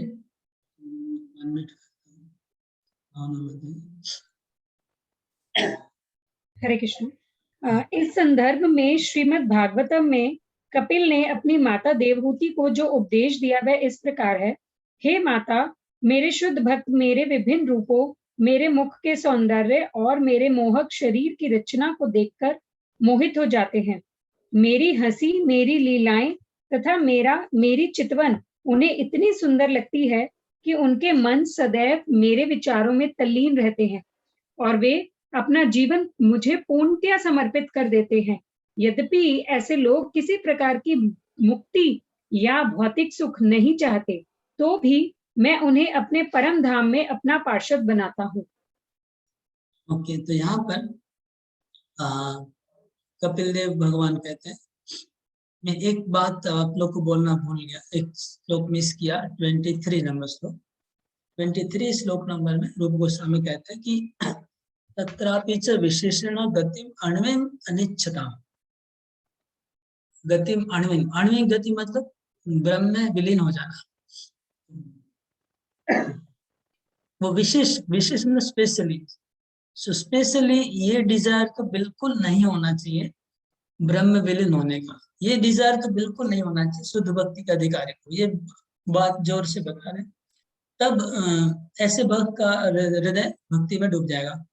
तो इस बात को प्रमाण करने के लिए ये श्लोक कपिल देव भगवान बोल रहे कि हे माता, जो मेरा सुंदर रूप का जो लोग दर्शन करते हैं मेरे भक्त, वो मेरी उदार चितवन, मेरी दृष्टि, मेरी सुंदर स्माइल और मेरी मीठी वाणी, ये सब देख के मेरे भक्त इतने मुग्ध हो जाते हैं कि उनका हृदय, उनका मन, उनका प्राण, सब कुछ मैं हरण कर लेता हूँ, हरण हो जाते हैं। और उनको मैं भोग व मोक्ष देना चाहता हूँ तो वो लोग नहीं लेते हैं, और मेरे धाम में फिर मैं उनको ले जाता हूँ। ओके, नेक्स्ट लोग श्री कृष्ण चरणाम्बुज सेवा निवृत्त चेतसाम् येषां मोक्षाय भक्तानां न कदाचित् स्पृहा भवेत्। तो कहते हैं, रूप गोस्वामी कहते हैं 25 नंबर श्लोक में, श्री कृष्ण चरण सेवा में जिनको आनंद प्राप्त हो गया, वो कभी मोक्ष प्राप्त करना नहीं चाहते, मोक्ष या भोग करने की इच्छा नहीं रहती है। श्लोक नंबर 26, ये मैं पढ़ता हूँ, उसके बाद आप अनुवाद उसका पढ़ेगा। मैं श्लोक पढ़ रहा हूँ। उद्धव भगवान उद्धव जी बोल रहे हैं, उद्धव जी का श्लोक है, 3 स्कंद 4वां अध्याय। 15 नंबर श्लोक। अन्वेषते पाद सरोज बाजा सुदुर्लभोऽर्थेषु चतुष्टपीहति तथापि नाहं प्रवृणोमि भूमन् भवत्पदाम्भोजनिषेवणोत्सुकः उन्मेषते पादसरोजभाजां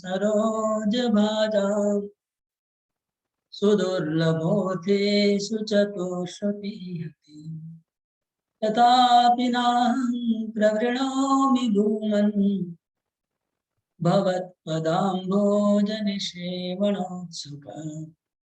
तो 3, 4, 15 का अनुवाद मतलब मत अगर आप ढूंढ पाए तो पढ़िए। हरे कृष्णा प्रभु जी, दंडवत प्रणाम। श्री भागवतम में ही एक अन्य मिलता जुलता अंश आता है जिसमें भगवान कृष्ण को संबोधित करते हुए उद्धव कहते हैं, हे प्रभु, जो लोग आपकी दिव्य प्रेमा भक्ति में लगे हुए हैं उन्हें धर्म, अर्थ, काम तथा मोक्ष से कुछ भी लेना देना नहीं रहता। हालांकि वे इन विभिन्न स्रोतों से सुख की प्राप्ति बड़ी आसानी से कर सकते हैं। हे प्रभु, इन सब सुविधाओं के होते हुए भी मुझे ऐसा फल नहीं चाहिए। मेरी आपसे यही प्रार्थना है कि मैं आपके चरण कमलों में मेरी अविचल श्रद्धा तथा भक्ति बनी रहे। यहाँ पर उद्धव जी कहते हैं कि हे प्रभु, मुझे धर्म, अर्थ, काम और मोक्ष नहीं चाहिए। तो हम ये देखेंगे रूप गोस्वामी 50 बहुत सारे श्लोक एक के बाद एक सबके मुखारविंद से, उद्धव जी के मुखारविंद से, कुंती देवी के मुखारविंद से, विष्णु पितामह के मुखारविंद से बोलेंगे कि हमको मोक्ष नहीं चाहिए, हमको भोग नहीं चाहिए। ओके, अगला श्लोक 3, 25, 35 मैं श्लोक पढ़ रहा हूँ, भावना में इसका अनुवाद पढ़ेंगे। नेकात्मतां मे स्पृहयन्ति केचिन् मत्पादसेवाभिरता मदीयम् येनोन्यतो भागवता प्रसज्य सभाजयन्ते मम पौरुषाणि। इसी प्रकार श्रीमद् भागवतम में एक अंश आता है जहाँ कपिल देव अपनी माता को उपदेश देते हैं, हे माता, वे भक्त जिनके हृदय मेरे चरण कमलों की सेवा से सदा पूरित रहते हैं और जो मुझे प्रसन्न करने के लिए कुछ भी करने को तैयार रहते हैं, विशेषतया वे भाग्यशाली भक्तगण जो मेरे गुण, लीला तथा स्वरूप को समझने के लिए एकत्रित होते हैं और सामूहिक रूप में मेरा यशोगान करके दिव्य आनंद की प्राप्ति करते हैं, कभी भी मुझसे तदाकार नहीं होना चाहते।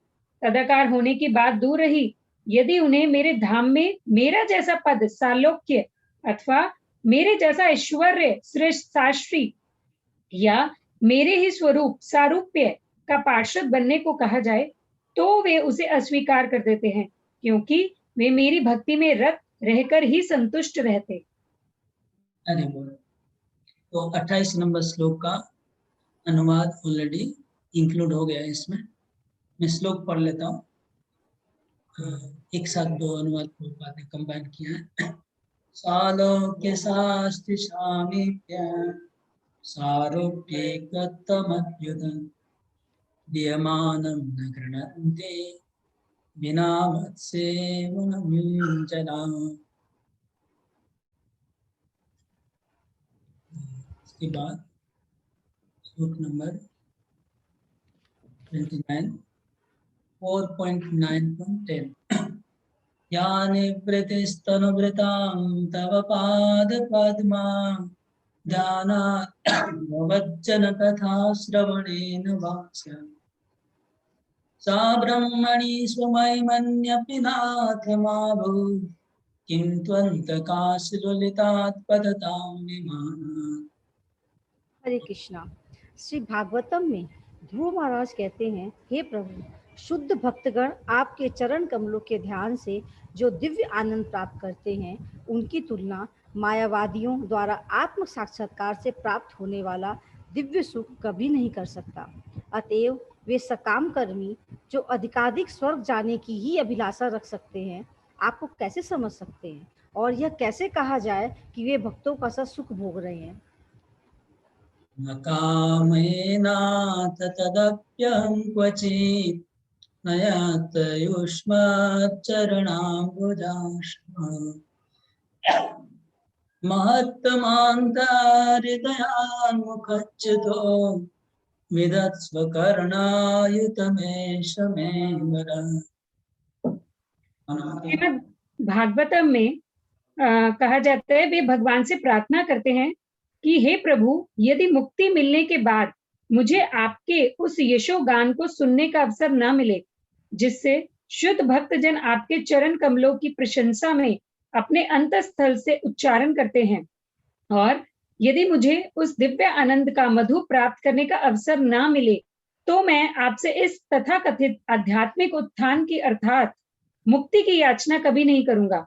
मैं तो आपसे सदैव यही प्रार्थना करूंगा कि आप मुझे लाखों रसनाएं जीभें तथा लाखों कान प्रदान करें, जिससे मैं निरंतर आपकी दिव्य कीर्ति का उच्चारण एवं श्रवण कर सकूं।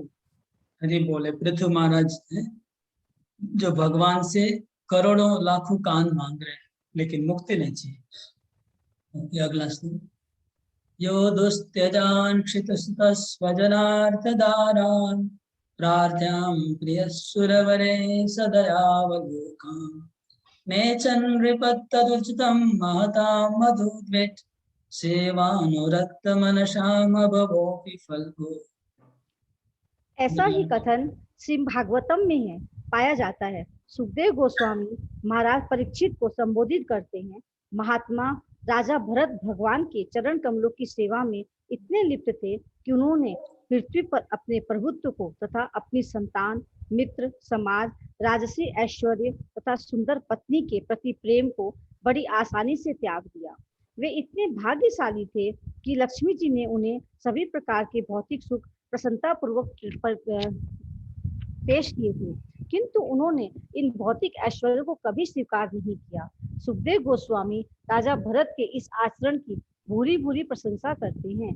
वे कहते हैं, जिस व्यक्ति का हृदय भगवान मधुसूदन के दिव्य गुणों के प्रति आकृष्ट रहता है, वह उस मुक्ति की भी परवाह नहीं करता जिसकी कामना बड़े बड़े मुनि करते हैं। भौतिक ऐश्वर्य की तो बात ही नहीं उठती। इसके बाद वृत्रासुर, छठा स्कंद, हम लोग एक एक स्कंद से एक लीला रहे। छठे स्कंद में वृत्रासुर जो बहुत भगवान का बड़ा भक्त था, उनकी प्रार्थना है। न नाकपृष्ठं न च पारमेष्ठ्यं न सार्वभौमं न रसाधिपत्यं न योगसिद्धिरपुनर्भवं वा समञ्जसत्वाविरहयकाङ्क्षी।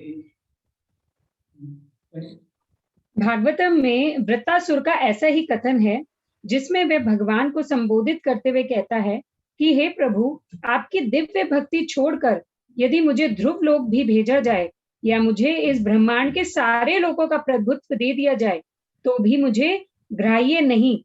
मैं ना तो योग सिद्धियों का इच्छुक हूँ, ना ही आध्यात्मिक उत्थान चाहता हूँ। मुझे तो नित्य के लिए एकमात्र आपकी संगति तथा दिव्य सेवा चाहिए। तो वृत्रासुर पिछले जन्म में चित्रकेतु था, और चित्रकेतु ने जब शिव जी के चरणों में छोटा सा अपराध किया, उससे पार्वती ने उनको श्राप दिया। उसके बाद उन्होंने श्राप को सर झुका के स्वीकार कर लिया। तो शिव जी चित्रकेतु की प्रशंसा करते हुए ये श्लोक बोल रहे हैं। अगला श्लोक शिव जी पार्वती को सुनाते हैं। नारायण पराशर्वे न कुतश्चन बिभ्यति स्वर्गापवर्ग नरकेषु अपि तुल्यार्थ दक्षिणा। इस कथन की पुष्टि भगवान शिव द्वारा श्रीमद् भागवतम में की गई है, जहाँ वे सती से कहते हैं, हे सती, जो लोग नारायण के कृष्ण के भक्त हैं, वे किसी से डरते नहीं। यदि उन्हें स्वर्गलोक भेजा जाता है या उन्हें भवबंधन से मुक्ति मिल जाती है या उन्हें नारकीय जीवन बिताने के लिए नीचे ढकेल दिया जाता है, तो भी वे किसी स्थिति में डरते नहीं। नारायण के चरण कमलों की शरण ग्रहण करने के कारण इस संसार का कोई भी पद उनके लिए किसी दूसरे पद के ही समान है। इसी प्रकार फिर वृत्रासुर का अद्भुत अद्भुत आश्चर्यमय जो युद्ध में प्रदर्शन देखा, उनका मृत्यु तो इंद्रदेव का हृदय भी पिघल गया। इंद्रदेव ने प्रशंसा की अगले श्लोक में, आराधनम भगवता इह माना निराशिष ये तो नेच्छम अपि परम ते स्वार्थ कुशला स्मृता। 618। श्रीमद् भागवतम में स्वर्ग के राजा इंद्र का ऐसा ही कथन है।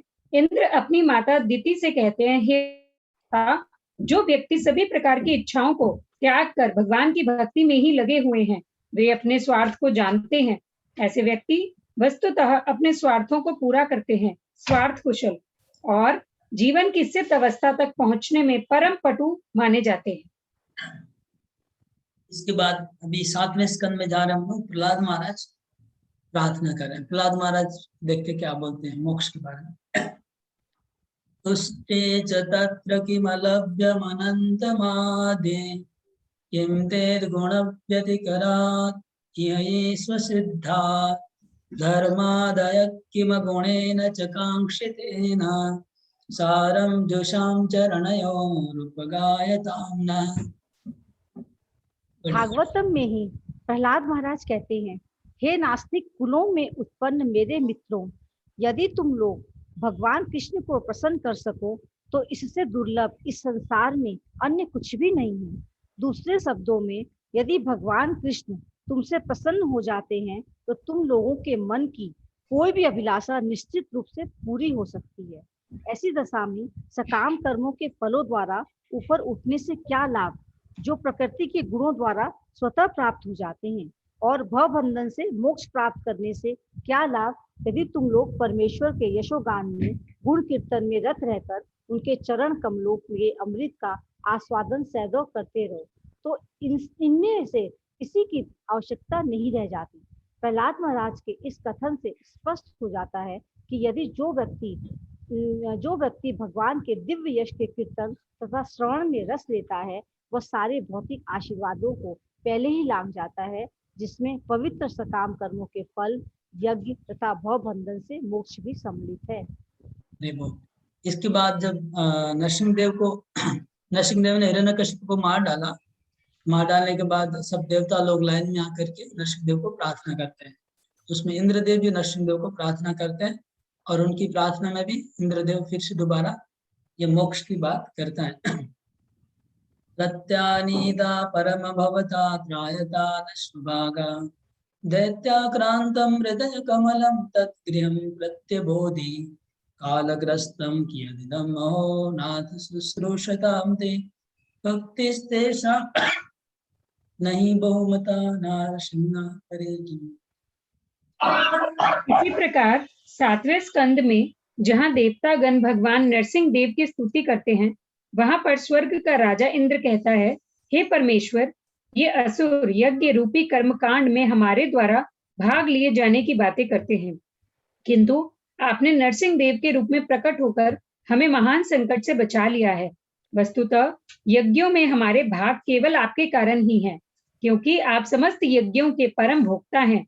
आप सभी जीवों के परमात्मा हैं, अतएव आप ही हर वस्तु के वास्तविक स्वामी हैं।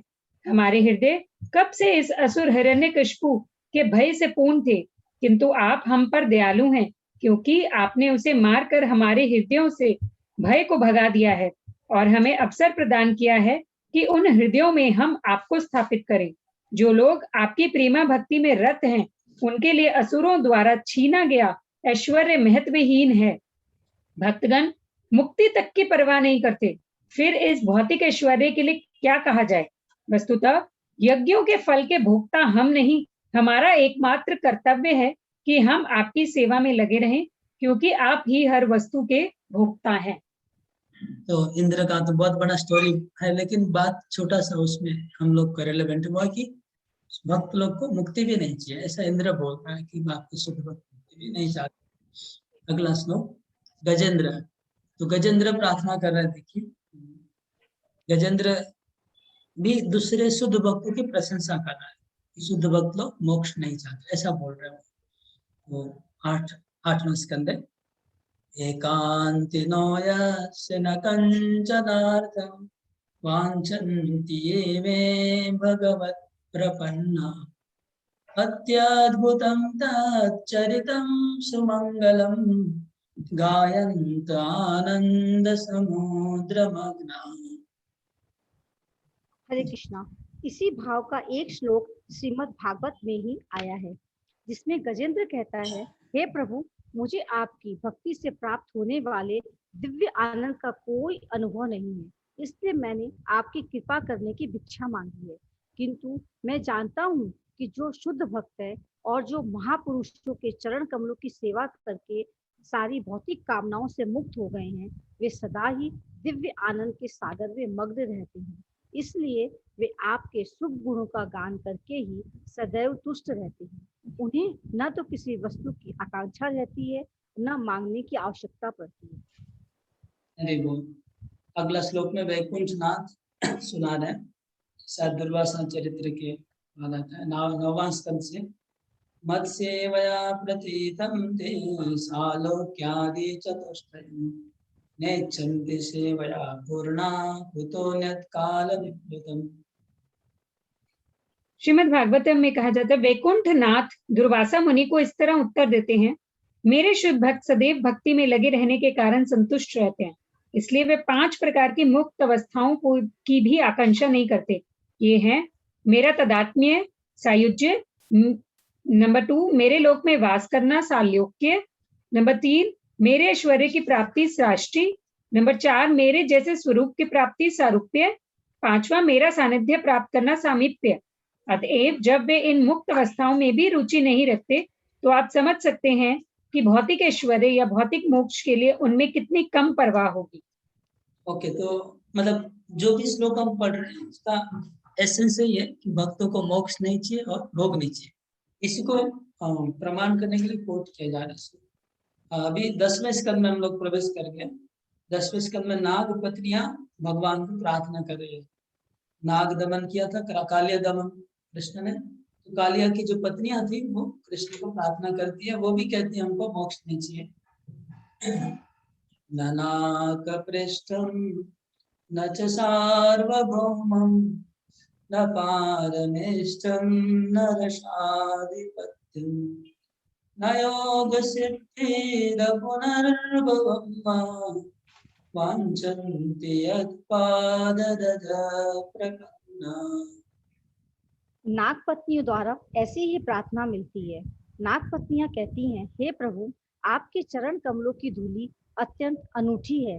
जिस व्यक्ति को इस धूली को प्राप्त करने का सौभाग्य प्राप्त हुआ है, वह स्वर्गलोक, सभी लोकों पर आधिपत्य, योग सिद्धियों अथवा भवसागर से मोक्ष की भी परवाह नहीं करता। दूसरे शब्दों में, जो व्यक्ति आपके चरण कमलों की धूली की पूजा करता है, वह अन्य सिद्धियों की रंच मात्र भी परवाह नहीं करता। ओके, इसके बाद वेद स्तुति है 10वें स्कंद में 87 है। वेद स्तुति में देखते हैं क्या है। दुर्गवमात्म तत्व निगमाय तवातस्तनो चरितमामृताब्धि परिवर्त परिश्रमणः न परिलशन्ति केचित् अपवर्गम् अपीश्वरस्ते शरण सरोज हंसकुल संग श्रेष्ठ गृहा। इसी प्रकार श्रीमद् भागवतम में श्रुतियां साक्षात वेद भगवान से इस प्रकार प्रार्थना करती हैं, हे प्रभु, आध्यात्मिक ज्ञान को समझ पाना अत्यंत कठिन है।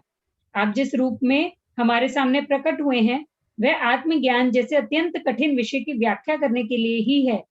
फलस्वरूप जिन भक्त जनों ने अपनी घरेलू सुविधाएं छोड़कर मुक्त आचार्यों का सानिध्य प्राप्त कर रखा है, वे आपकी भक्ति में पूर्ण निमग्न रहते हैं और इस तरह वे किसी तथाकथित मोक्ष की परवाह नहीं करते। ओके, अगला 11वां स्कंद। अभी सब स्कंद से रूप गोस्वामी दे रहे हैं, तो लास्ट हो गया 11वां स्कंद। भगवान स्वयं बोल रहे हैं उद्धव जी को, न किंचित साधवो धीरा भक्ता एकांतिनो मम वांछन्त्यपि मया दत्तं कैवल्यम अपुनर्भवम्।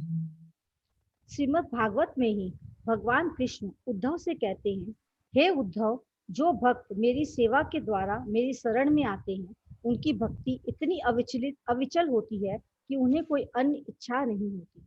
यदि उन्हें 4 प्रकार के आध्यात्मिक ऐश्वर्य प्रदान किए जाए तो वे उन्हें भी अस्वीकार कर दें, तो फिर इस भौतिक संसार में किसी वस्तु की इच्छा करने की बात ही नहीं उठती। इस प्रकार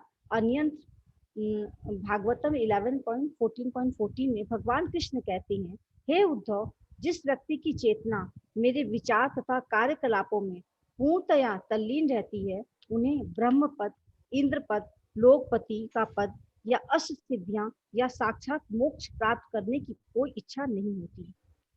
ओके, तो 42 भी कवर हो गया इसमें।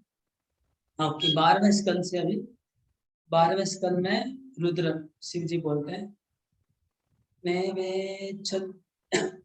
आशीष ब्रह्मर्षि मोक्ष भक्ति पराम भगवती लब्ध्वा पुरुष अव्यय। इसके बाद और भी मैं एक दो श्लोक कवर कर लेता हूँ। अभी भागवतम के बाद रूप गोस्वामी केवल भागवतम को तो कर दिया। अभी लोग सोचेंगे ठीक है भागवतम में ऐसा है, लेकिन दूसरे पुराण से, तो पद्म पुराण से भी कोट करते हैं। पद्म पुराण से 2 श्लोक कोट किए। हम लोग डेली गाते हैं ये कार्तिक महीने में दामोदर अष्टकम, वहां पर भी मोक्ष की बात आती है। वरम देव मोक्ष न मोक्षावधिम न चान्यम ऋणेरं वरेशान इदं देवा पूर्णादा गोपालपालम् सदा मे मनश्यामि नास्तं किमन्ये। और एक श्लोक है, कुबेरात्मजो बद्ध मूर्ते वयाज्म त्वया मोचितो भक्ति भाजो कृतो तथा प्रेम भक्तिं स्वकामे प्रयच्छ न मोक्षे ग्रहो मे अस्ति दामोदरे। ये 2 श्लोक में देखिए, मैं बोल देता हूँ। इसमें लिखा है वरम देव मोक्षम न मोक्षावधिम, ये देव हमको मोक्ष नहीं चाहिए, और मोक्षावधिम, मोक्षावधिम मतलब हमको ब्रह्म विलीन भी नहीं होना है, मतलब 5 प्रकार का मोक्ष भी इसमें नहीं चाहिए, बोल दिया ये हमारे दामोदर अष्टकम में। इसके बाद अगला जो श्लोक है दामोदर अष्टकम का, उसमें भी लिखा है न मोक्षे ग्रहो में स्थित दामोदर है, न मोक्षे ग्रहो, मेरे मोक्ष के प्रति मुझे आग्रह नहीं है, तो पद्म पुराण से आ गया। इसके बाद है शीर्ष नारायण व्यू स्तोत्र, श्लोक नंबर 46 में, न धर्मं कामम् अर्थं वा मोक्षं वा वरदेश्वर प्रार्थये तव पादाब्जे दास्यमेवाभिकामये। यहाँ पर शायद प्रहलाद महाराज बोले कि हमको धर्म नहीं चाहिए, अर्थ नहीं चाहिए, काम नहीं चाहिए, मोक्ष नहीं चाहिए, कुछ नहीं चाहिए। क्या चाहिए? तब पादाब्जे दास्य, आपके चरण कमल में हमको दास्य भक्ति चाहिए। इसके बाद हनुमान जी का, अभी भक्तों का आ रहा है। प्रहलाद महाराज का बताया हनुमान जी क्या बोल रहे हैं, देखिए श्लोक नंबर 47-48।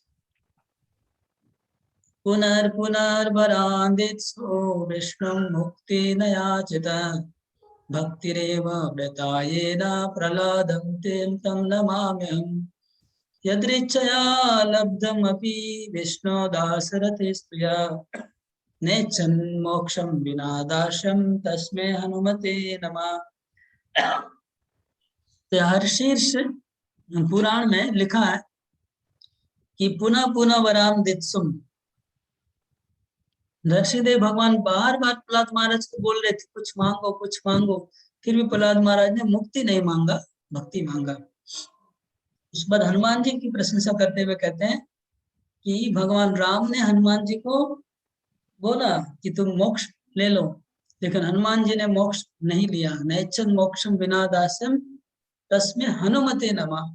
तो हनुमान जी का भी प्रमाण आ गया, भागवतम का भी आ गया, प्रहलाद महाराज भी आ गया, सब तरह से रूप गोस्वामी एस्टैब्लिश कर रहे हैं। अतएव प्रसिद्ध हनुमद वाक्यम, ये हनुमान जी का प्रसिद्ध श्लोक है। भवच्छिन्दे तस्ये न स्प्रियामि न मुक्ते भवान प्रभुरहं दासो इति यत्र विलुप्यते। हनुमान जी को रामचंद्र ने एक दिन बुला के कहा कि हनुमान जी मैं बहुत प्रसन्न हूँ, तुम मेरे साथ विलीन हो जाओ, मेरे शरीर में विलीन हो जाओ, मोक्ष प्राप्त कर लो। हनुमान जी ने कहा कि आप मेरे प्रभु हैं, मैं आपका दास हूँ, नित्य दास हूँ। ये संबंध जिसमें टूट जाएगा ऐसा मुझे कुछ नहीं चाहिए। ये बहुत फेमस है, हनुमान जी का ये जो बात है बहुत फेमस है, इससे बहुत प्रशंसित हुए हनुमान जी। इसके बाद श्लोक नंबर 50 और 51। धर्मार्थ काम मोक्षेषु नेच्छा मम कदाचन, तत्पाद पंकजस्यादो जीवितम देयतम मम, मोक्षशालोक्य सारूप्यान् पार्थेन धराधर, इच्छामि महाभागम कारुण्यम तव स्मृत। तो जितंत स्तोत्र, जितंत स्तोत्र से भी श्लोक आया कि हमें धर्म अर्थ काम मोक्ष कुछ नहीं चाहिए, मुझे 4 प्रकार का सालोक्य सारूप्य कुछ मुक्ति नहीं चाहिए, केवल मुझे आपका कृपा चाहिए। तो हमने यहाँ पर आज कवर किया 51 नंबर श्लोक तक। हमारा आज मेन जो थीम है पूरे क्लास का, पूरे इतने सारे श्लोक का एक ही थीम है कि भगवान की जो शुद्ध भक्ति है, शुद्ध भक्ति के अधिकारी है, वो धर्म अर्थ काम मोक्ष, हाँ, भोग मोक्ष सिद्धि कुछ नहीं चाहते।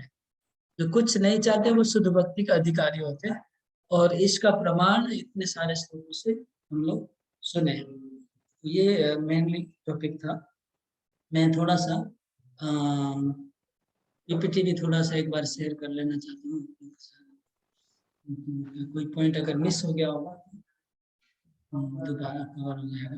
तो उत्तम अधिकारी, मध्यम अधिकारी, कनिष्ठ अधिकारी हमने चर्चा की पहले इसके ऊपर।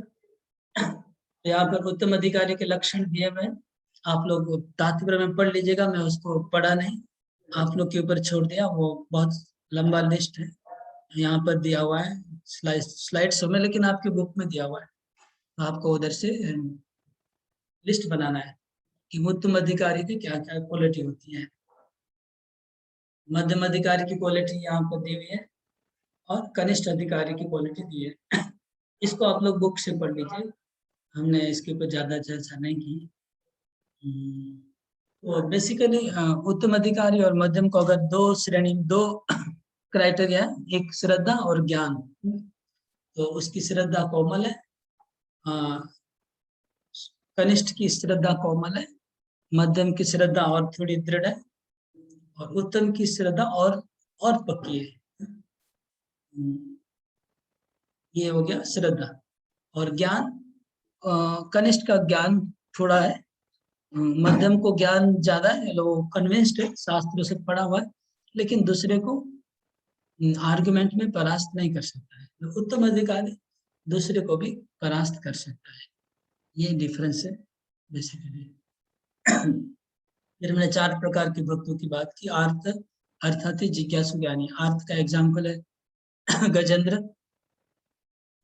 अर्थार्थी का उदाहरण है ध्रुव महाराज। जिज्ञासु है सौनक आदि ऋषि, और ज्ञानी है 4 कुमार है। इसमें थोड़ा मिस्टेक है, स्लाइड में मिस्टेक है, मैंने आपको बता दिया कौन सा क्या है।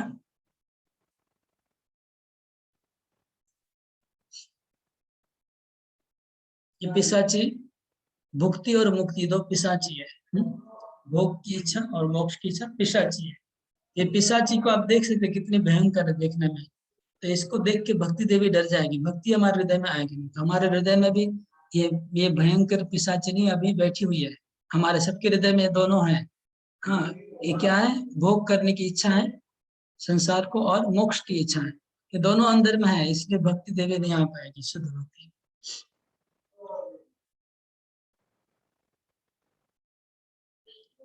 ये जो श्लोक है, इतने सारे श्लोक हमने डिस्कस किए जहां पर लिखा था कि हमें शुद्ध भक्ति नहीं चाहिए। अब देख रहे हैं। ओके, हरे कृष्णा। अभी अगर आप लोग का कोई क्वेश्चन है तो पूछ सकते हैं प्लीज। हरे कृष्णा। हमने 4था अध्याय कवर किया आज। 2, 3, 4 4था अध्याय तक कवर किया। Any question? क्वेश्चन पूछेंगे तो अच्छा होगा, क्योंकि कोई क्लैरिटी कंफ्यूजन, क्योंकि हम टॉपिक बहुत डीप है, बहुत इम्पोर्टेंट है, नेचुरली क्वेश्चन आ सकते हैं। Okay, Mohan Rojraj Prabhu, yes please. Hare Krishna दंडवत प्रणाम प्रभु जी। तो जो मेरा से ये थोड़ा सा वैसे ये समझना है कि जैसे हम लोग जब इनिशियली जब इस्कॉन से जब जुड़े थे, तो हम लोग को ये बताया गया था कि जैसे अपने हम लोग को मुक्ति पा जाएंगे, भगवान के धाम को चले जाएंगे, तो बेटर है, बढ़िया है, ये इंटेंशन और ये एम है। और दूसरा पॉइंट ये, आज जैसे श्री रामचंद्र जी हनुमान जी को जब बोले कि तुम मेरे में मिल जाओ, इसका मतलब वो इच्छा रहा होगा भगवान का, और उसको डिनाई कर रहे हैं हनुमान जी, तो वो अपराध नहीं हुआ गया? ओके, तो ये आपका जो प्रश्न की सेकंड वाला क्वेश्चन कि रामचंद्र का इच्छा रहा होगा वो डिनाई करने से, ऐसा भगवान कभी नहीं चाहेंगे कि उनका इतना प्रेमी, समझ लीजिए आप, समझ लीजिए एक माँ को अपना बेटे को बहुत प्रेम करती है, बहुत प्रेम करती है, तो वो माँ बोलेगी तुमको मैं बहुत प्रेम करती हूँ, तो तुमको मैं पेट में डाल देती हूँ वापस, तुम मेरे पेट में वापस चले जाओ। ऐसा कोई माँ करेगी क्या? अगर आप बहुत प्रेम करेंगे मतलब क्या उसको विलीन, तो रामचंद्र कभी नहीं चाहेंगे कि हनुमान जैसे प्रिय भक्त विलीन हो जाने के बाद क्या होगा? हनुमान जी रहेंगे नहीं, रामचंद्र की सेवा में हनुमान जी नहीं रहेंगे। अगर रामचंद्र हनुमान को प्रेम करते हैं मतलब वो हनुमान को हमेशा देखना चाहेंगे अपने सामने, वो कभी नहीं चाहेंगे। लेकिन अगर हनुमान के मन में इच्छा है कि मैं, हनुमान के अंदर मन में सूक्ष्म इच्छा बनी हुई है कि ठीक है मैं इनकी सेवा तो कर रहा हूँ, लेकिन मुझे अगर मोक्ष दे देंगे तो अच्छा होगा, तो वो भगवान परीक्षा करना चाहते हैं। अगर तुम्हारी इच्छा है तो चले जाओ, मैं तुमको बहुत प्रेम करता हूँ, मैं चाहता हूँ इटरनली तुम मेरे साथ रहो, लेकिन अगर तुम्हारी इच्छा हो तो तुम जा सकते हो, ठीक है। वो परीक्षा हनुमान के लिए है। तो हनुमान बोले नहीं, मैं नहीं जाना चाहता हूँ। ये समझ में आ गया Mohan Prabhu? Is it clear? हाँ, आया प्रभु जी, आया। ओके, दूसरा आपका जो पहला क्वेश्चन था कि हम लोग जब भक्ति में आते तो सब लोग को यही कहा जाता है कि हम लोग भगवत धाम चले जाएंगे, मोक्ष में चले जाएंगे, मोक्ष में जाएंगे, भगवत धाम जाएंगे, यही तो कहा जाता है। तो यहाँ पर लिखा है तो प्रभुपाद जी ये बात ठीक बोल रहे हैं, ये बिल्कुल सही है। ये बात प्रभुपाद जी को पूछा गया था, तो प्रभुपाद जी ने कहा ठीक है, अभी एटलीस्ट तुम भगवत धाम जाने के लिए ही भक्ति करो, हाँ, एटलीस्ट भगवत धाम जाने की इच्छा रखो तो भी चलेगा, क्योंकि चैतन्य महाप्रभु बद्ध जीवों को उद्धार करने के लिए आए हैं, और भगवान के शुद्ध भक्त प्रभुपाद जैसे भक्त भी बद्ध जीवों का उद्धार करने के लिए आए हैं, तो यही इच्छा करो। तो जैसे कि उसमें कहा गया ध्रुव महाराज, ये लोग सब भौतिक वासना से ही भक्ति में आए, लेकिन बाद में शुद्ध भक्ति की जब महिमा पता चली तो शुद्ध भक्त बन गए। इसी प्रकार अगर हम भगवान के धाम में जाने की इच्छा से ही नहीं भक्ति करते रहेंगे तो फिर उसमें दो कैटेगरी, कुछ लोग होंगे कि भक्ति करते करते हृदय शुद्ध हो जाएगा, तब वो फिर भगवत धाम जाने की इच्छा भी उनकी दूर चली जाएगी और फिर वो शुद्ध भक्ति करेंगे। और कुछ लोग होगा जो इनकी इच्छा बनी रहेगी तो वो भगवत धाम चले जाएंगे, कोई लॉस नहीं है। उनकी अगर इच्छा है तो भगवत धाम जाने की इच्छा पूरी हो जाएगी, अधूरी नहीं रहेगी इच्छा। और अगर इच्छा चली गई तो भी भगवान इच्छा पूरी करेंगे। अगर भगवत धाम जाने की इच्छा नहीं है तो भी भगवत धाम तो जरूर ले जाएंगे भगवान, लेकिन इच्छा नहीं होना ये शुद्ध भक्ति है। क्लियर? हाँ, हरे कृष्ण प्रभु जी, पूरा क्लियर हुआ, बहुत कुछ क्लियर हुआ। अच्छा, इस टाइप से अगर हम लोग इच्छा नहीं रखें मुक्ति की, तो फिर अंतगतव्य क्या होगा? हम लोग जब मृत्यु का जब समय आएगा, ठीक मृत्यु का जब समय आया, उस टाइम कृष्णा के दो चीज होगा प्रभु। अगर हमारे अंदर इच्छा है मुक्ति की, हाँ, अगर मुक्ति की इच्छा और मृत्यु समय मुक्ति की इच्छा बनी रही तो कोई लॉस नहीं होगा, मुक्ति मिल जाएगी।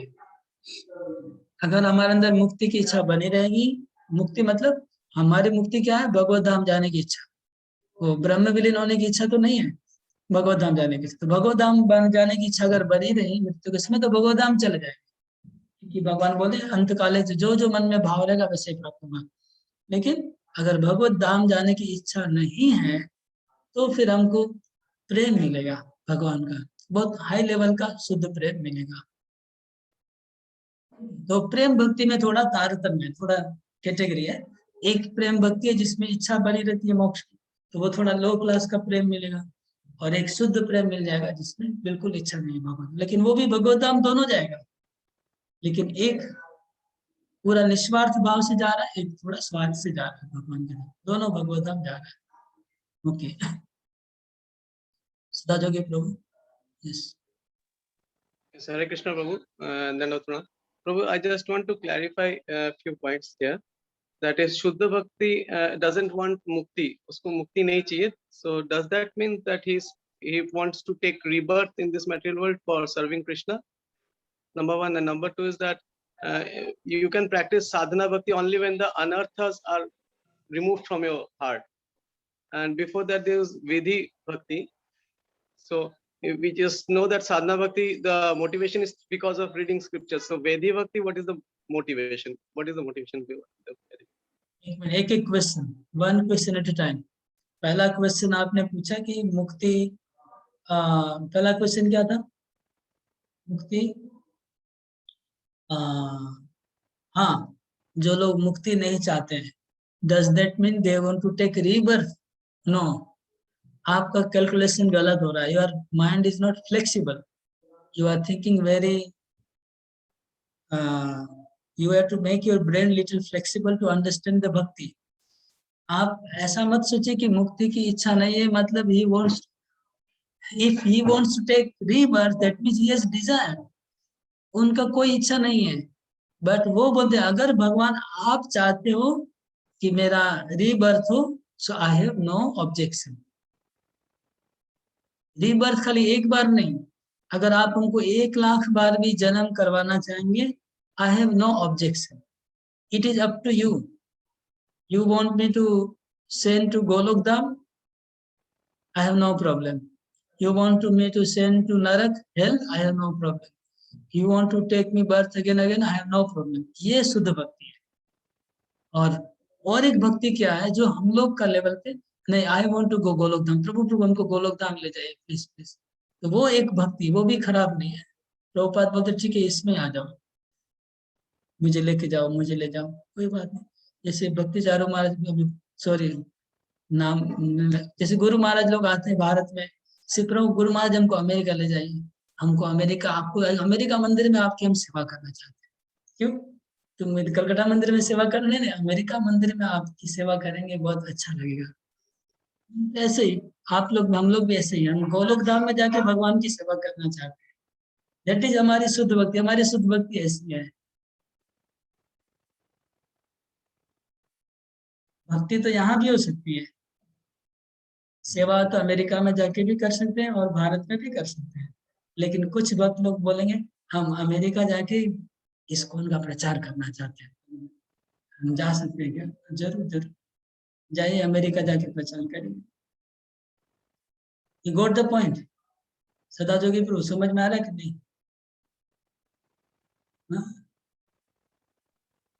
In Bhagavad Gita, it is said that at the last time when somebody remembers Krishna, he comes back to me.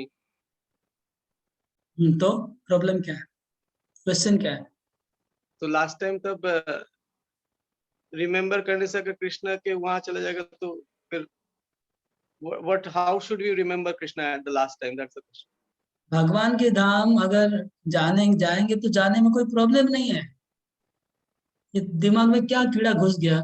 तुमको लग रहा है कि भगवत धाम चले जाएंगे तो प्रॉब्लम है क्या? No, वो जो गीता में प्रभु जी बोल रहे हैं कि लास्ट टाइम में, लास्ट मोमेंट में, what you if you remember to me, you will come to me. तो व्हाट इज द प्रॉब्लम? हाँ, तो भगवत धाम जाएगा तो प्रॉब्लम क्या है? I'm asking that. So a Shuddha Bhakti, Shuddha Bhakti will remember nothing. Means he will only remember Krishna, but for nothing.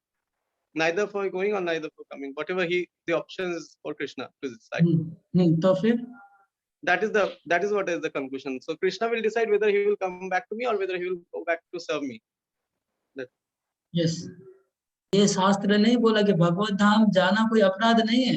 ये तो गधे जैसा दिमाग है, इसलिए सोच रहे हैं कि भगवत धाम जाना ही अपराध है, भगवत धाम जाना नरक के बराबर लग रहा है। अभी तो ऐसा पूरा लेक्चर सुन के ऐसा लग रहा है कि भगवत धाम जाना is equal to go to hell. आपकी तो बात से ऐसा ही लग रहा है, ऐसा बात नहीं है। भगवान के धाम जाना कोई खराब नहीं है, ये दिमाग से कीड़ा निकालिए। Yeah. ये हम नहीं बोले कि भगवत धाम नहीं जाना चाहिए, ऐसा कहीं नहीं बोला जा रहा है। And लेकिन अंदर में जो वासना है, डिजायर, वो खराब है। डिमांड करना कि हमको Bhagwat Dham, I am qualified to go to Bhagwat Dham, मुझे ले जाना चाहिए, वो भगवान के ऊपर छोड़ना वो उससे बेटर है। भगवत धाम जाना अच्छा है, लेकिन उससे भी बेटर है कि भगवान की जो इच्छा वो होगा। हरे कृष्ण प्रभु जी।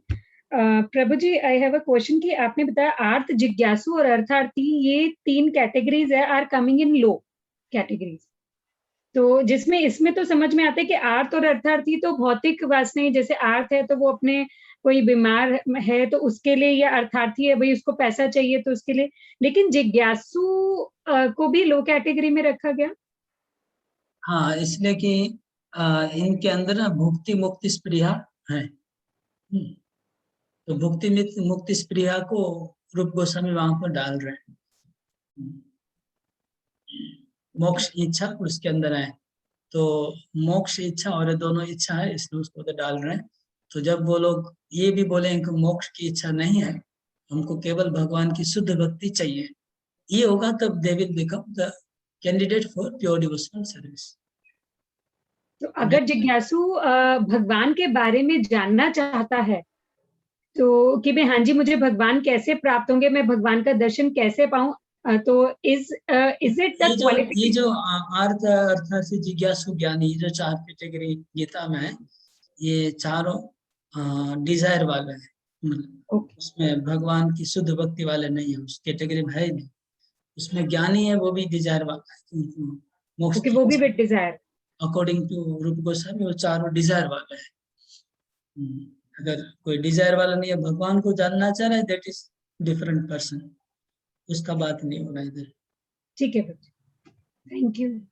रजनी माता, आपको क्वेश्चन? हरे कृष्णा प्रभु जी, दंडवत प्रणाम।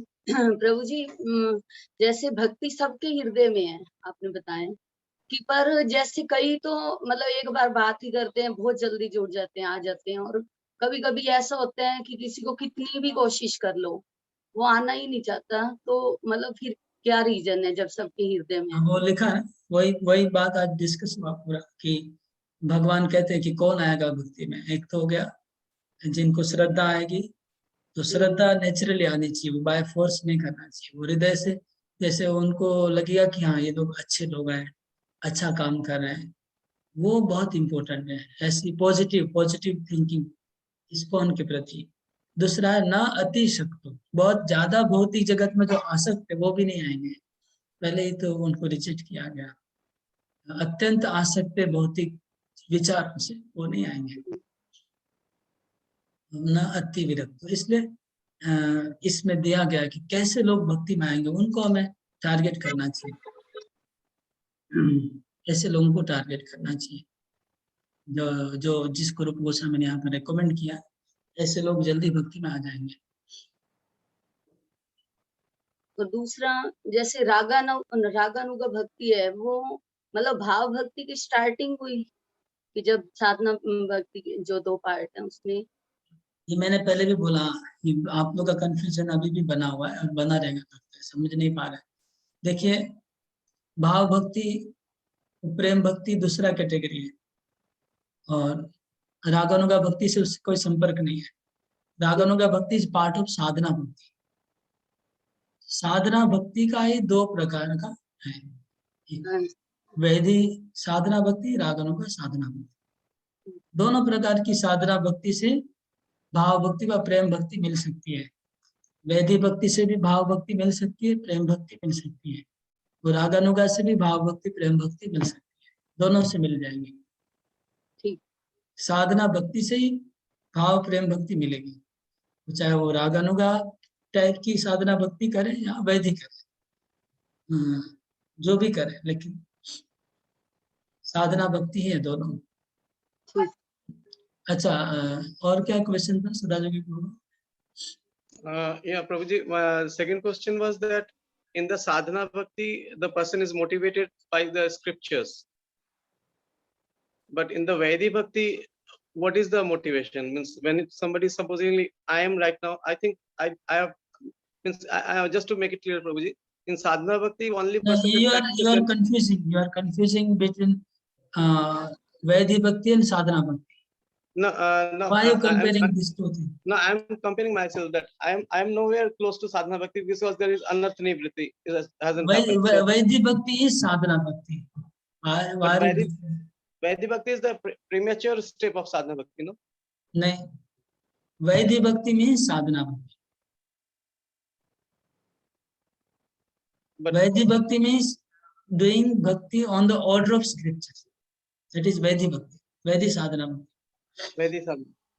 But a sadhana bhakti is only practiced when the anartha nivritti happens, or vaidhi साधना भक्ति मतलब शास्त्रों के आदेश पे जो भक्ति करेंगे वो वैधि साधना भक्ति है।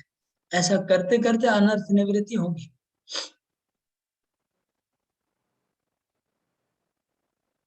तो क्वेश्चन क्या है? What is your question? My question is that in sadhana bhakti, it is the motivation is coming from the scriptures, reading the scriptures. In No. Vaidhi bhakti, In Vaidhi what Bhakti, is the motivation? yeah, you tell me what you learned so far.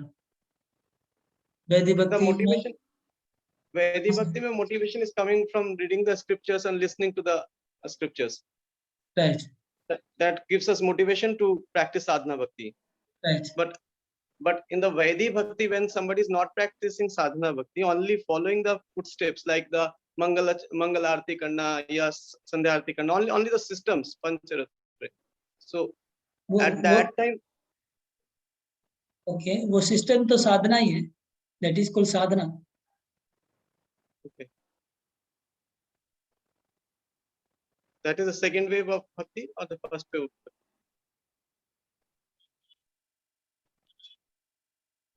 We heard that it was the first wave of bhakti. This sadhana bhakti is the second wave. इतनी बार बोलने के बाद भी क्यों confuse कर रहे हैं? वैधि भक्ति ये साधना भक्ति है. मैं तो बार बार बोल रहा हूँ. दीदी क्यों बोल रहे कि साधना भक्ति डिफरेंट फ्रॉम वैधि भक्ति? Who told you? साधना भक्ति डिफरेंट है वैधि भक्ति से. Why this common simple thing is not understood? Okay, मैं पूछता हूँ और कितने लोग ऐसे कंफ्यूजन में पता नहीं. Let me check with others. Okay, Neetu Pandey माता आप बताएं साधना भक्ति कितने प्रकार की होती है और उसको एक्सप्लेन करिए. साधना भक्ति 2 प्रकार की साधना भक्ति को एक्सप्लेन करिए.